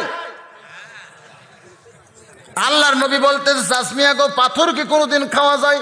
বলে, তোর মতন দুশ্মন চোখত পড়লেই পাথর খাইতে মন চায়। নবী আমার কান্দের বলে, আল্লাহ কোনোদিন কাউরে খারাপ ভাবলাম না, কোনোদিন কারো খারাপ হোক আমি চাইলাম না। এরপরেও আমার দুশ্মন বলেছে, আমি কিছুই মনে করি নাই। তুমি জানো কিছুই মনে করো না। আল্লাহ তুমি আমার রাহমাতুল লিল আলামিন বলেছ, আমি যতক্ষণ এখানে দাঁড়িয়ে থাকবো কোনো গজব যেন আবু জেহেলকে না ধরে। জোরে কর সুবহানাল্লাহ। আল্লাহ রে, আমারে বলছে, তোমারে তো বলে নাই। তুমি রাগ করো না, আমি কিন্তু খুশি আছি, খবরদার গজব দিও না। নবী আমার কান্দের বলে, চাচমিয়া গো, পাথর কি কোনোদিন খাওয়া যায়? আবু জেহেল বলতেছে, মনে কষ্ট থাকলে মানুষ পাথরই খায়। এই বলে যখন বড়ই মুখো দিছে, দাঁত দাবাইতে গিয়ে দেখে হাতের বড়ইয়ের বোতল, বড়ই নাই, বড়র কয়েকটা পাথর হয়ে গেছে। আবু জেহেল তাকায় দেখে গাছের মধ্যে যতগুলো বড়ই ছিল সমস্ত বড়ইগুলো পাথর হয়ে গেছে। আবু জেহেল চিল্লায় বলে, জাদুকর, কোন মন্ত্র পড়লি যার কারণে আমার হাতের পাথর গাছের বড়ইগুলো সব পাথর হয়ে গেল? বল রে বল, কি মন্ত্র তুই পড়লি? আল্লাহর নবী বলে, চাচমিয়া গো, কোন মন্ত্রে বড়ইগুলো পাথর হলো যদি জানতে চান তাহলে একবার গাছের পাতার দিকে তাকায় দেখেন। আবু জেহেল গাছের পাতার দিকে তাকায় দেখে প্রত্যেকটা পাতার ভিতরে যেন লেখা আছে, লা ইলাহা ইল্লাল্লাহু মুহাম্মাদুর রাসূলুল্লাহ। সকলে বলি সাল্লাল্লাহু আলাইহি সাল্লাম। নবী বলতেছেন, চাচমিয়া গো, একটা বার বলেন ওই গাছের পাতার মধ্যে কি লেখা আছে।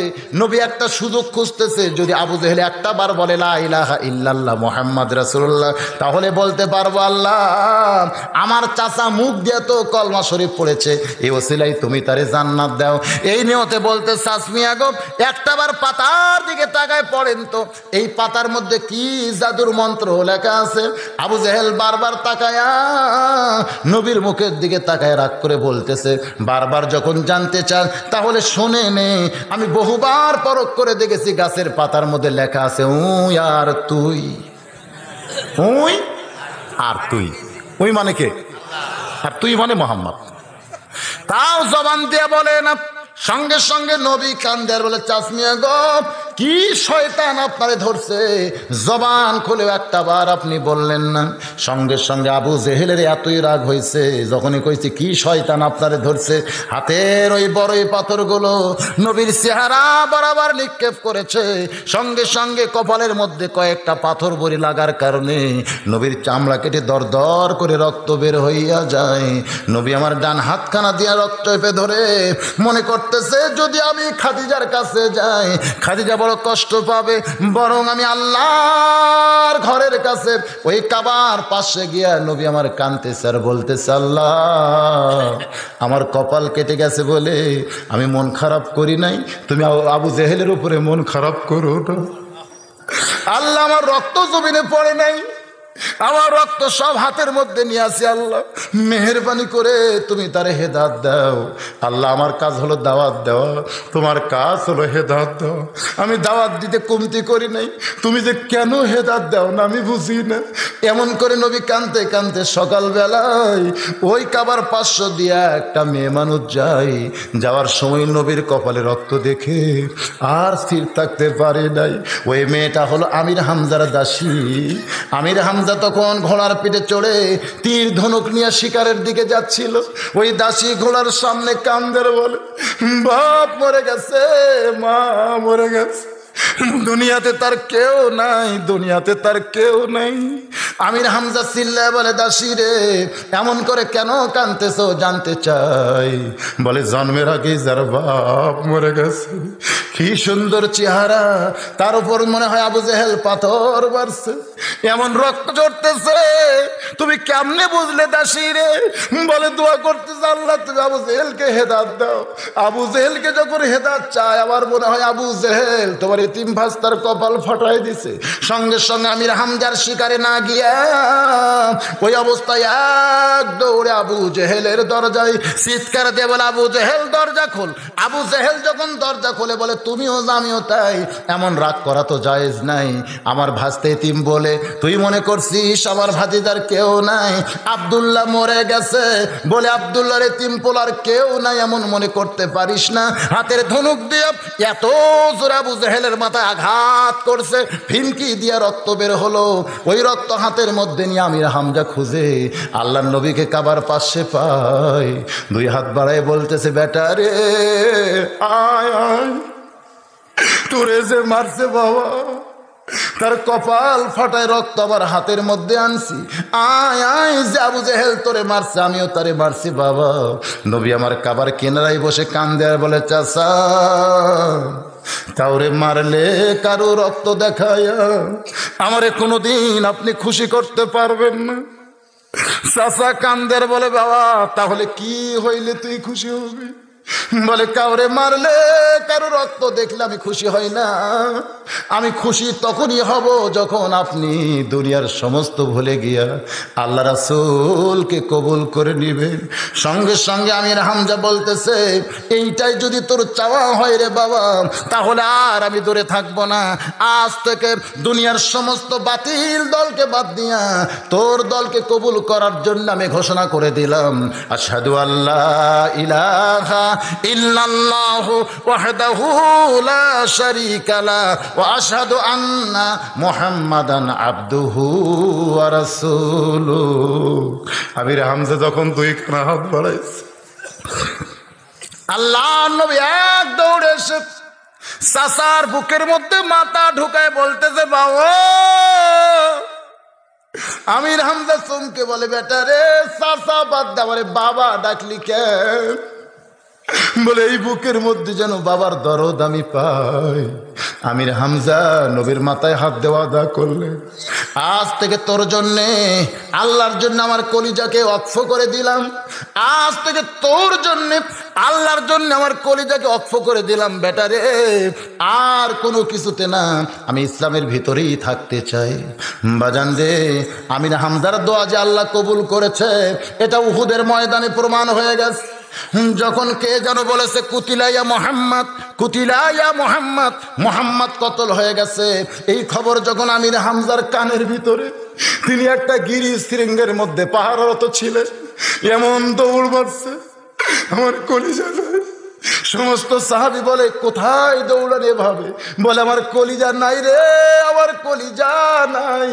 সমস্ত সাহাবী তাকায় দেখে আমির হামজা জানি পাগল হয়ে গেছে। ওই কাফেরদের মধ্যে ঢুকে একাই সেদিন 11 জন কাফেরকে হত্যা করার পরে ওহশী নামে একজন দূর থেকে যখন তীর মারছে, ওই তীরটা নবীর চাচার বুকের মধ্যে বিদ্ধ হয়েছে।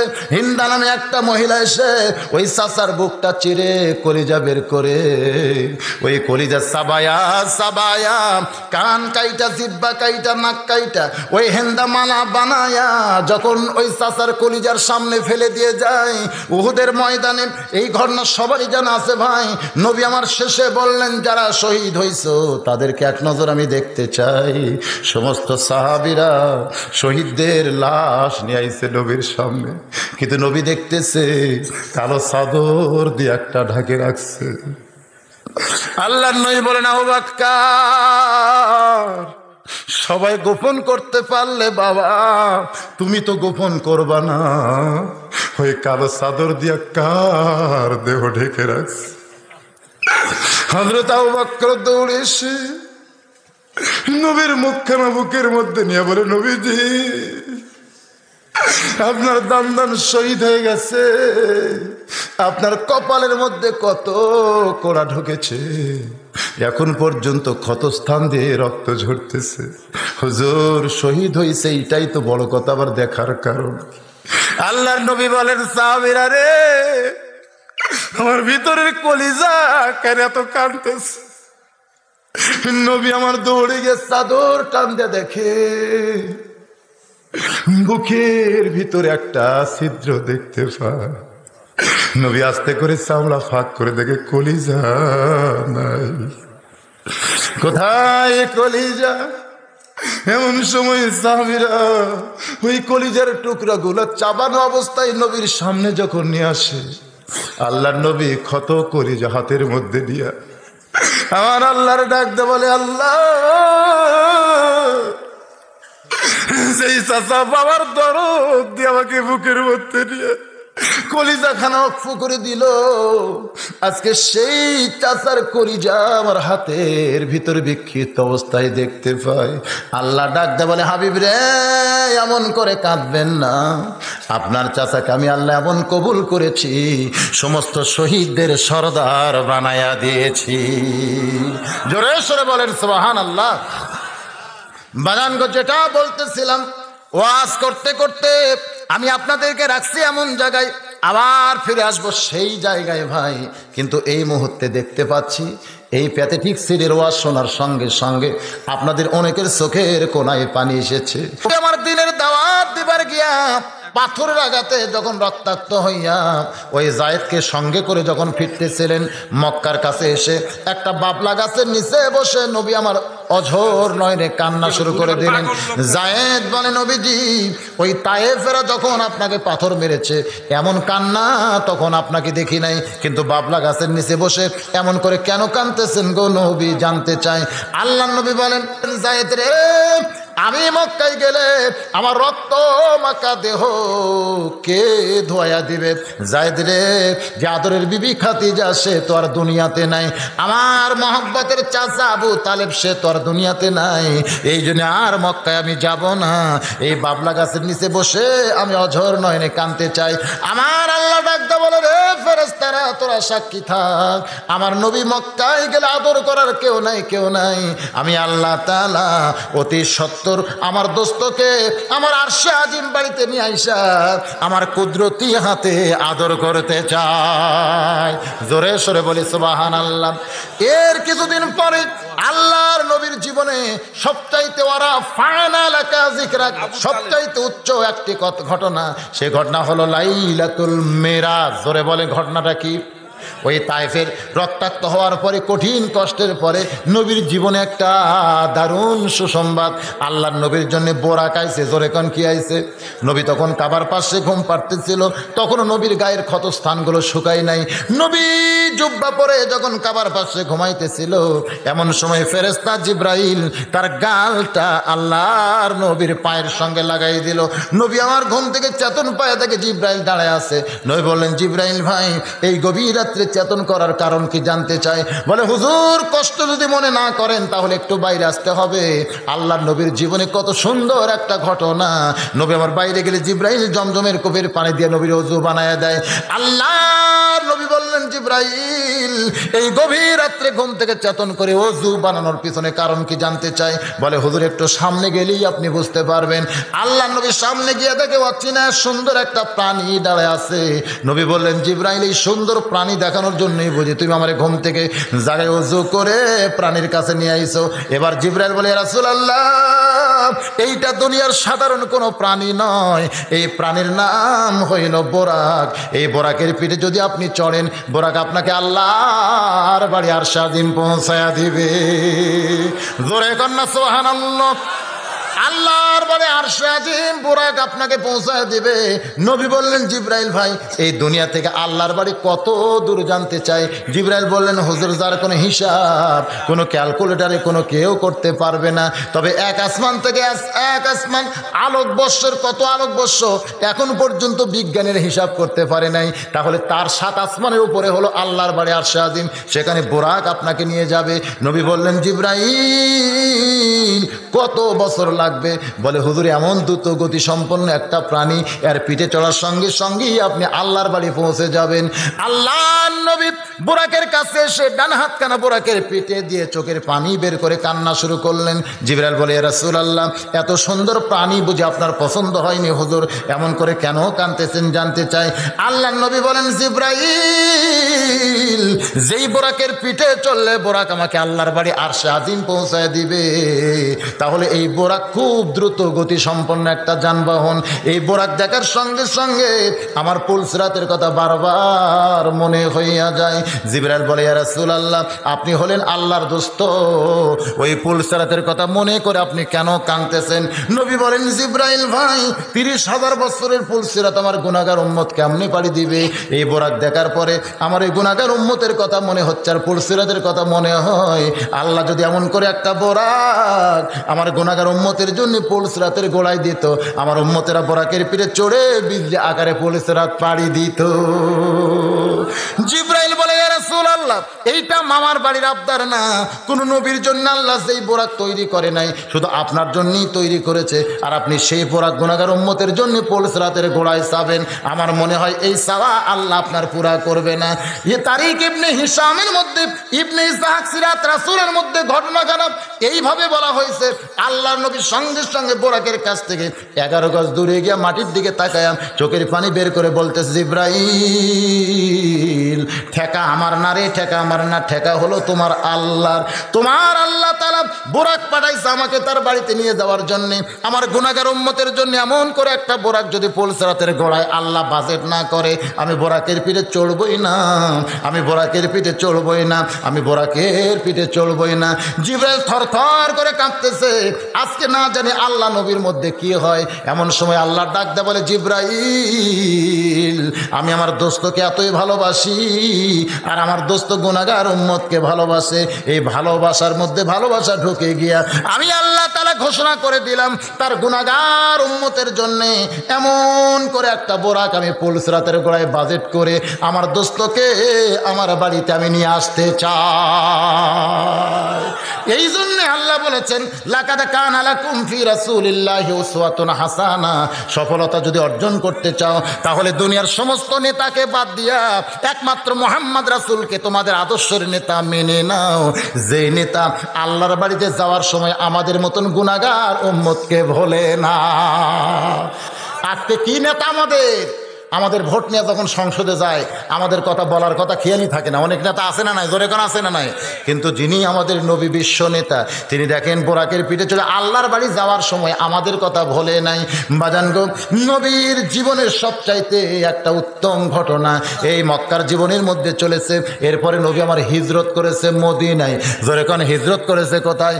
আল্লাহর নবী হিজরত করে মদিনায় চলে আইলেন। মদিনায় আসার পরে নবী আমার হিজরতের ঘটনা যদি আপনাদের শোনাতে চাই তাহলে কয়েক ঘন্টা সময় লাগবে, দরকার নাই, সকলেরই জানা আছে। আমি শুধু গোটা নবীকে আপনাদেরকে জানানোর জন্য বলতেছি, কারণ আজকের সাবজেক্টটাই হলো ফাত্তাবিউনি, আমার নবীকে অনুসরণ করতে হবে। নবী আমার মক্কা থেকে মদিনায় এসে একটা মসজিদ বানাইলেন, যে মসজিদের নাম হলো মসজিদে কুবা। জোরে কোন নাম কি? কেন মসজিদ বানাইলেন? লাইলাতুল মেরাজে আল্লাহর কাছে গিয়া নবী আমার কয় ওয়াক্ত নামাজ পাইলেন? জোরে কন, কয় ওয়াক্ত নামাজ পাইলেন? আজকাল আমরা অনেক সময় এরকম ওয়াজ শুনতে পাই, নবী যখন নামাজ নিয়ে আসতেছিলেন মুসা নবীর সঙ্গে দেখা হয়েছে, মুসা নবী বলতেছে, ওগো আল্লাহর নবীর, আপনি তো নামাজ নিয়ে যাচ্ছেন, কয় ওয়াক্ত নামাজ? নবী বলতেছেন 50 ওয়াক্ত। ভাই মুসা বলতেছে, আপনার উম্মতেরা 50 ওয়াক্ত নামাজ পড়তে পারবে না, আপনি আবার আল্লাহর কাছে ফিরে যান। নবী আবার আল্লাহর কাছে ফিরে গেল, আল্লাহ আবার 25 ওয়াক্ত নামাজ দিল। নবী আমার 25 ওয়াক্ত নিয়ে চলে আসতেছে, মুসা নবী বলে, কয় ওয়াক্ত হয়েছে? বলে 25 ওয়াক্ত। আপনার উম্মতেরা পারবে না, আপনি আবার ফিরে যান। এই হাদিস দ্বারা কি বোঝা গেল? নবীর উম্মতের উপরে আমাদের নবীর চাইতে মুসা নবীর দরদ বেশি। জোরে কারণ ঠিক কিনা ভাই?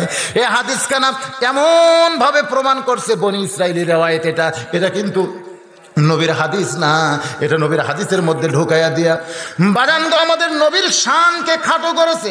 যে মুসা নবী আমাদের দরদ বুঝতেছে, কিন্তু নবী আমাদের দরদ বুঝতেছে না। আল্লাহ 50 ওয়াক্ত দিল আর নবী খুশি হয়ে নিয়ে আইলো, আর মুসা নবী বলতেছে আপনার উম্মতেরা পারবে না। তার মানে হাদিস দেখ কি বোঝা গেল?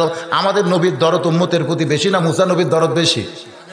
এজোর এখন কার বেশি? তাহলে আমাদের নবী 50 ওয়াক্ত নামাজ পায়, কিছুই কইল না, আর মুসা নবী বলতেছে আপনার উম্মতেরা 50 ওয়াক্ত পারবে না। তার মানে বোঝা গেল আমাদের নবী কিছু বোঝে না, তাই নাকি বাজান? কতগুলো কথা শোনার পরও জিনিসটা অন্তর দিয়া বুঝতে হবে। আমাদের নবী সুবহানাল্লাহ কোন, যেই নবীর উম্মত হওয়ার জন্য মুসা নবী পর্যন্ত আল্লাহর কাছে ফরিয়াদ করেছে, কিন্তু আমার আল্লাহ কবুল করে নাই। বিনা দরখাস্তে আল্লাহ আমাদেরকে সেই নবীর উম্মত হওয়ার তৌফিক দিয়েছে। সেই নবীকে চেনার দরকার আছে না নাই? ধরে এখন আছে না নাই? এই যে 5 ওয়াক্ত নামাজ আমাদের জন্য নবী নিয়ে আসলেন দুনিয়ায়, আসার পরে নামাজ পড়ার একটা ঘর তৈরি করলেন। ওই ঘরটার নাম হলো মসজিদে কোবা। ধরে এখন ঘরের নাম কি? সেই মসজিদে কোবা কাবার আঙ্গিকে তৈরি হয়েছে, চারিদিকে শুধু দেওয়াল ছিল, চারিদিকে 4টা দেওয়াল দিয়া কাবার দিকে মুখ করে নবী আমার নামাজ পড়া শুরু করলেন। এরপরে কেবলা পরিবর্তন হয়েছে, অনেক ঘটনা আছে। আমি যেটা বলতে চাই, মসজিদে নবী যখন নবী বানাইলেন, বানানোর পরে কিন্তু তখনও মেহরাব ছিল না। একদিন আল্লাহ নবী সাহাবীদের সামনে যখন আলোচনা শুরু করবেন, এমন সময় আমার আল্লাহ তাআলা নাজিল করলেন, ইয়া আইয়ুহান নাবিয়্যু হারজিল মুমিনিনা আলাল কিতাল। ওগো নবী, শুধু নামাজ পড়লে হবে না, জিকির করলে হবে না। যাদেরকে নিয়ে নামাজ পড়তেছেন, জিকির করতেছেন, তাদেরকে স্ট্যান্ডিং আর্মির মতন গড়ে তুলতে হবে। জোরে কর সুবহানাল্লাহ। যেই নবীর চরিত্র দেখে একটা ইহুদি পর্যন্ত মুসলমান হয়ে গেছে ভাই, একটা না, শত শত ইহুদি মুসলমান হয়ে গেছে। নবী যখন মসজিদ নববীর মধ্যে বসা, এমন সময় ইহুদি মসজিদের মধ্যে ঢুকে দাঁড়িয়ে পেশাব করা শুরু করেছে। আল্লাহর নবী ওই ইহুদির দিকে উঠে আসতেছে, কিছু বলবে, এমন সময় ওমর ফারুক তরবারি বের করতেছে। নবী বললেন, ওমর তরবারি খাপের মধ্যে ঢুকাইয়া দাও, তোমার তরবারি যদি ওই ইহুদি বেটা দেখতে পায়, ওর পেশাব বন্ধ হয়ে যাবে বাবা, আর পেশাব বন্ধ হলে লোকটা বড় কষ্ট পাবে। উমর ফারুক দাঁতে কামড়ায়, লবে কামড়ায়, আর বলে, নবীজি আমাদের মসজিদে পেশাব করে মসজিদ নাপাক করতেছে, আর আমি তরবারি বের করতেছি, তরবারি দেখলে তার পেশাব বন্ধ হবে। আপনি ওই দিকেই দেখলেন, কিন্তু মসজিদে পেশাব করতেছে আপনি সেইটা দেখলেন না। এই শয়তানকে আমি 2 টুকরা না করলে আমার কলিজা শান্তি পাবে না।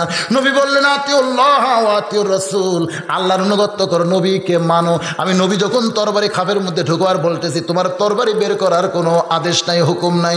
ওমর ফারুক আল্লাহ নবীকে মানতে গিয়া তরবারি খাপের মধ্যে ঢুকে চোখ বন্ধ করে বসে আছে। আবু বকর বলতেছে, ওমর রে চোখ বন্ধ করলে কেন? বলে, এই দৃশ্য আমি দেখতে চাই না, এই দৃশ্য আমি দেখতে চাই না। আমাদের নামাজের ঘরে একটা ইহুদি পেশাব করবে, এই দৃশ্য আমি দেখতে চাই না। আবু বকর বলেন, ওমর তুমি শুধু পেশাব করা দৃশ্য দেখছো, কিন্তু দয়ার নবীর রহমত তুমি দেখো নাই। দেখো নবী আমার কি জন্য ইহুদির কাছে যায়। আবু বকরকে আল্লাহ এমন কিছু বুঝ দিছে যেই বুঝটা নবীর কোন সাহাবীর মধ্যে আল্লাহ দেয় নাই।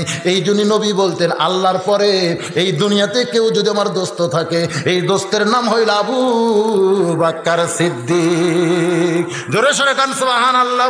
আল্লাহ নবী ইহুদির কাছে গিয়া তার বগলের উপরে হাত দিয়ে বললেন, বেটা রে, এই ঘরে আমরা নামাজ পড়ি বাবা, এই ঘর কি পেশাব করার জায়গা?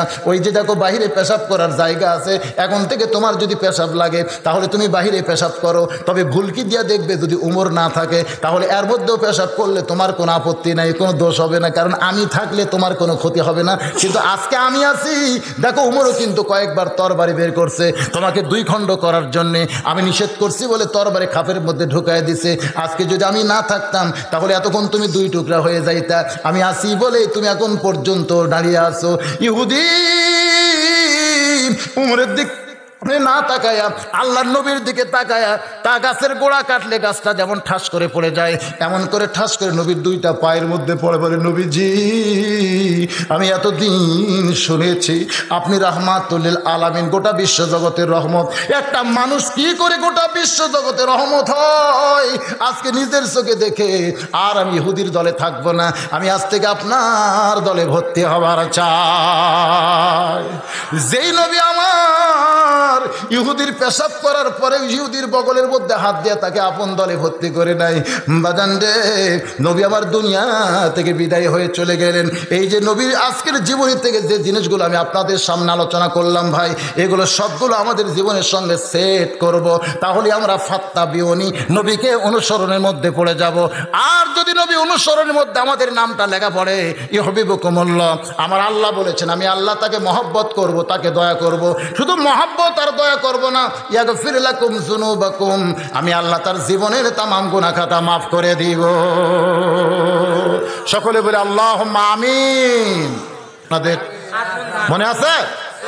দুনিয়ার সবাই সবাইকে ভুলতে পারে, কিন্তু আমি আল্লাহ কোনোদিন কাউরে ভুলি না। মুসা বলতেছে আল্লাহ তাই বলে কি আপনি শয়তানকেও মনে রাখেন? আমার আল্লাহ ডাক দেওয়াল, মুসা রে, যে শয়তানকে আজকে ইবলিস আকারে তুমি দেখতেছো, এই শয়তান একদিন শয়তান ছিল না, ও লক্ষ লক্ষ বছর আমি আল্লাহর ইবাদত করেছে। জোরে কোন ঠিক কিনা? রে মুসা কি বলতে চাও?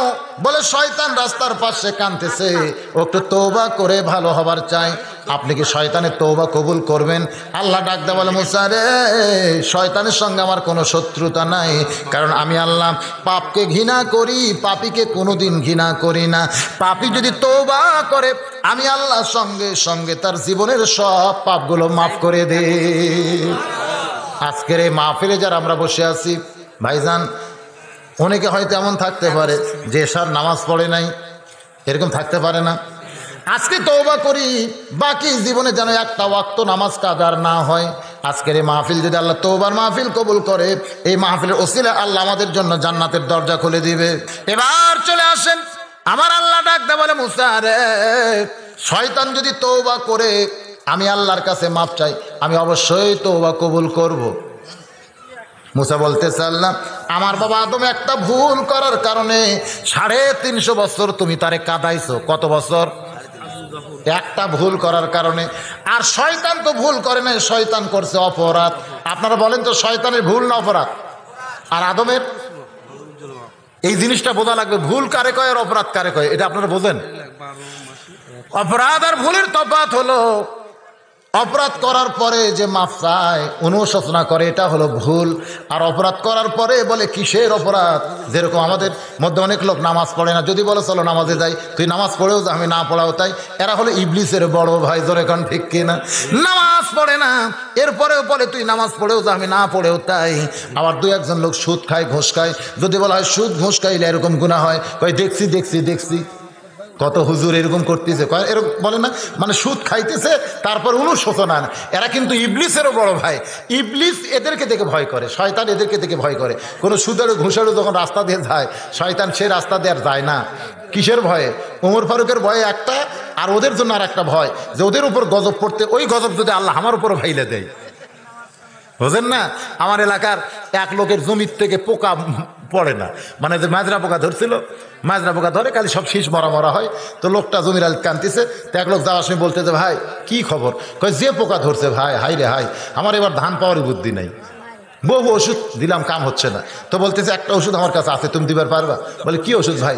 বলে তুমি যদি 4টা সুদেরও, যারা সুদ খায়, এরকম 4 জন ব্যক্তির নাম কাগজে লিখে জমির 4 আলে 4টা পুঁতে রাখতে পারো, তাহলে তোমার জমির পোকা থাকবে না। একেবারে সঙ্গে সঙ্গে ওই এলাকার মধ্যে 4টা সুদেরোর নাম একের 4 জমির আলে পুঁতে রাখছে।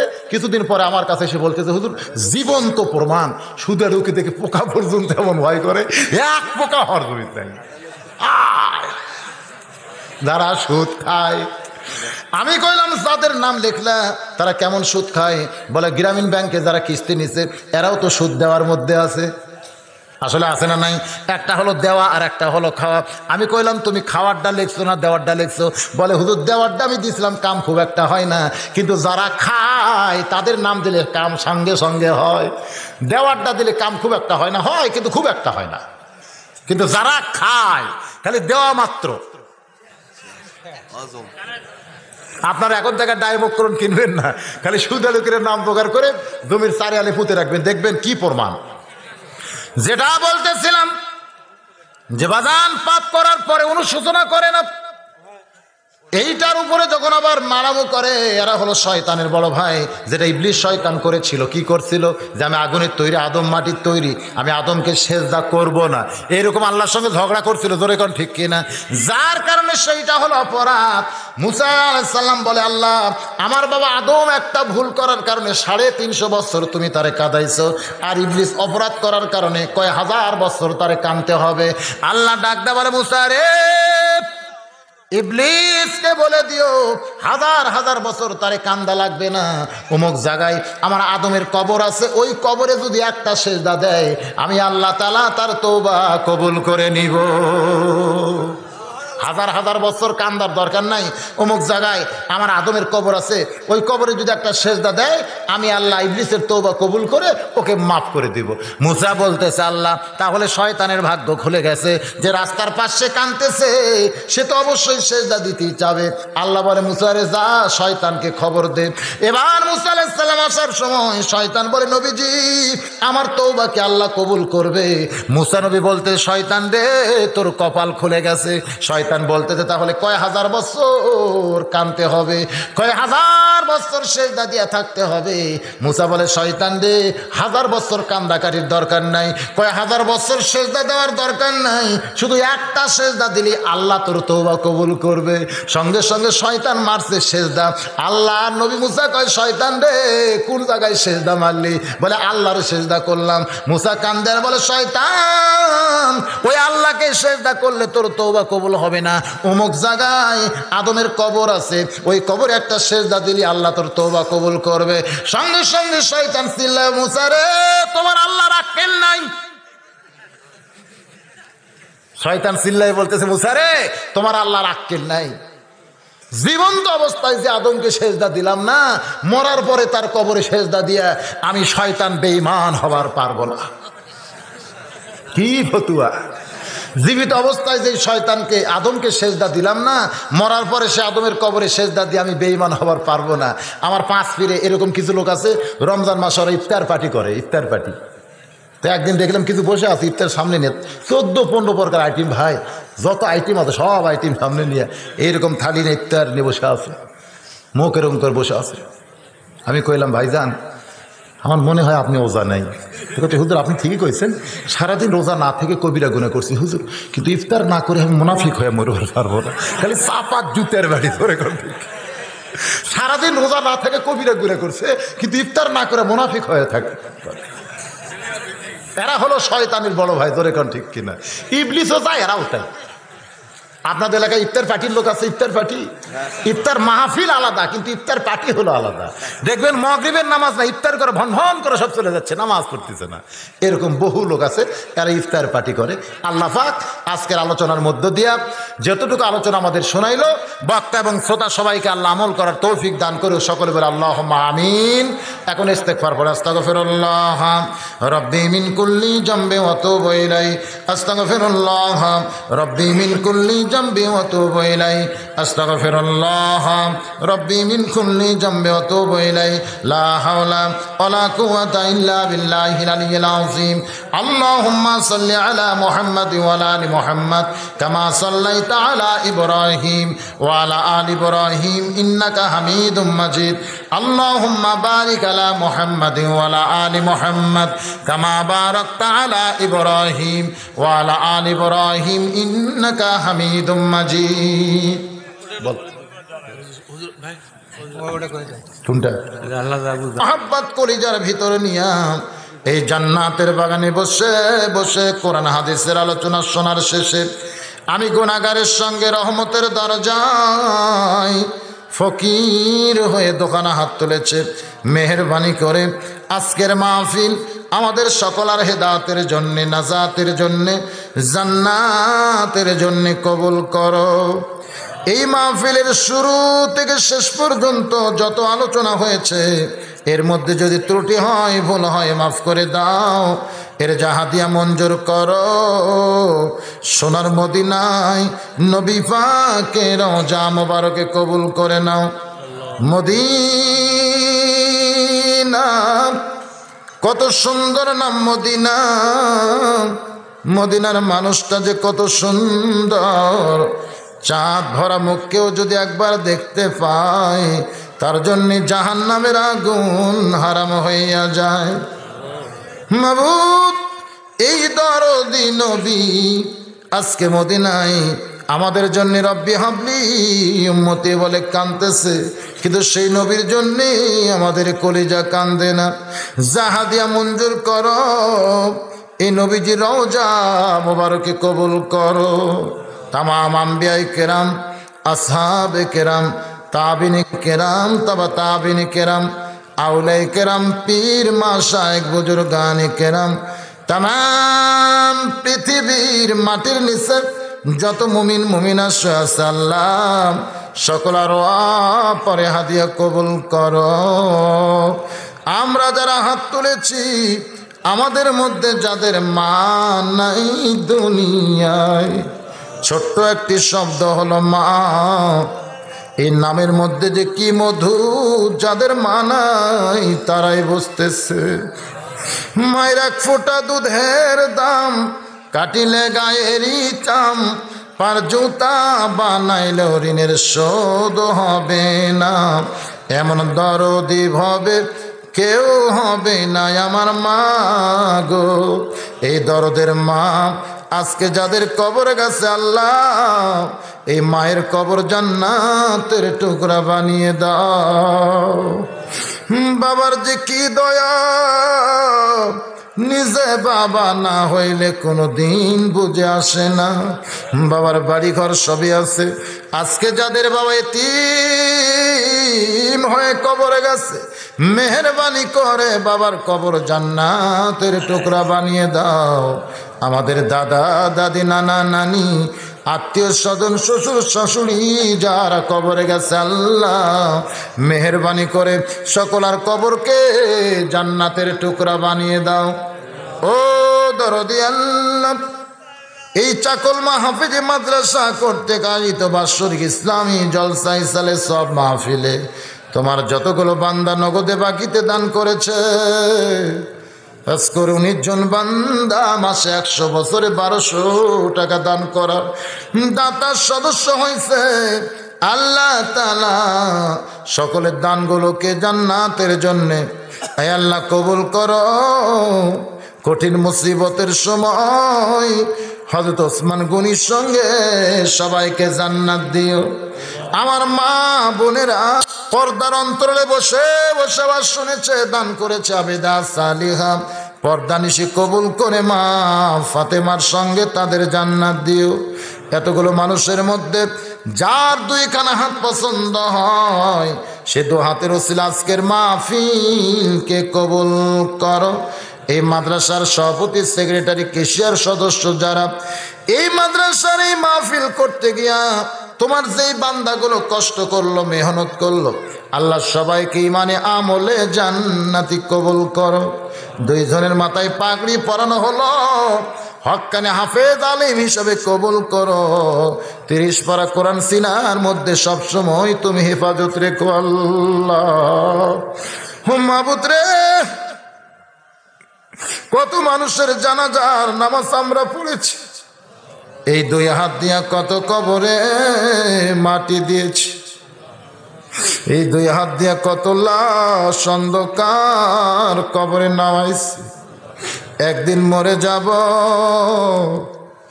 আমরা সবাই মরে যাব। যেদিন আমাদের মৃত্যু হবে দিনটা যেন জুমার দিন হয়, যে মাসে মৃত্যু হবে মাসটা যেন রমজান মাস হয়। ইমানের সাথে ইজ্জতের সাথে মুসলমান হয়ে এ দুনিয়া থেকে যেন বিদায় নিতে পারে। আল্লাহ আমাদের সকলার জন্য কবুল করো। কে কোন নিয়তে হাত তুলেছে আল্লাহ সকলের নেক নিয়ত নেক আশাকে পুরা করে দাও। গোটা বিশ্ব মুসলমান বড় বিপদে আছে আল্লাহ, মুসলমানের তুমি ছাড়া কেউ নাই আল্লাহ। এই মুসলমানদের তুমি হেফাজত করো। আমার বাংলাদেশের প্রতি রহম করো, অত্র এলাকার প্রতি রহম করো, আলেম ওলামার প্রতি রহম করো। ও মাবুদ, তুমি ছাড়া আমাদের কেউ নাই। যদি তোমার দরজা থেকে আজকে খালি খালি ফিরে যেতে হয়, তুমি বলেছ আম্মা সাইলা ফালা তানহার, সাইলকারীকে ফিরান যায় না। তোমার দরজা আমরা ফকির, তুমি আমাদের কেমনে ফিরাইবা? আল্লাহ মেহেরবানি করে আমাদের সকলের জন্য দোয়া কবুল করো। আর মরণের কালে জবানের ভিতর তুমি জারি করে দিও লা ইলাহা ইল্লাল্লাহ।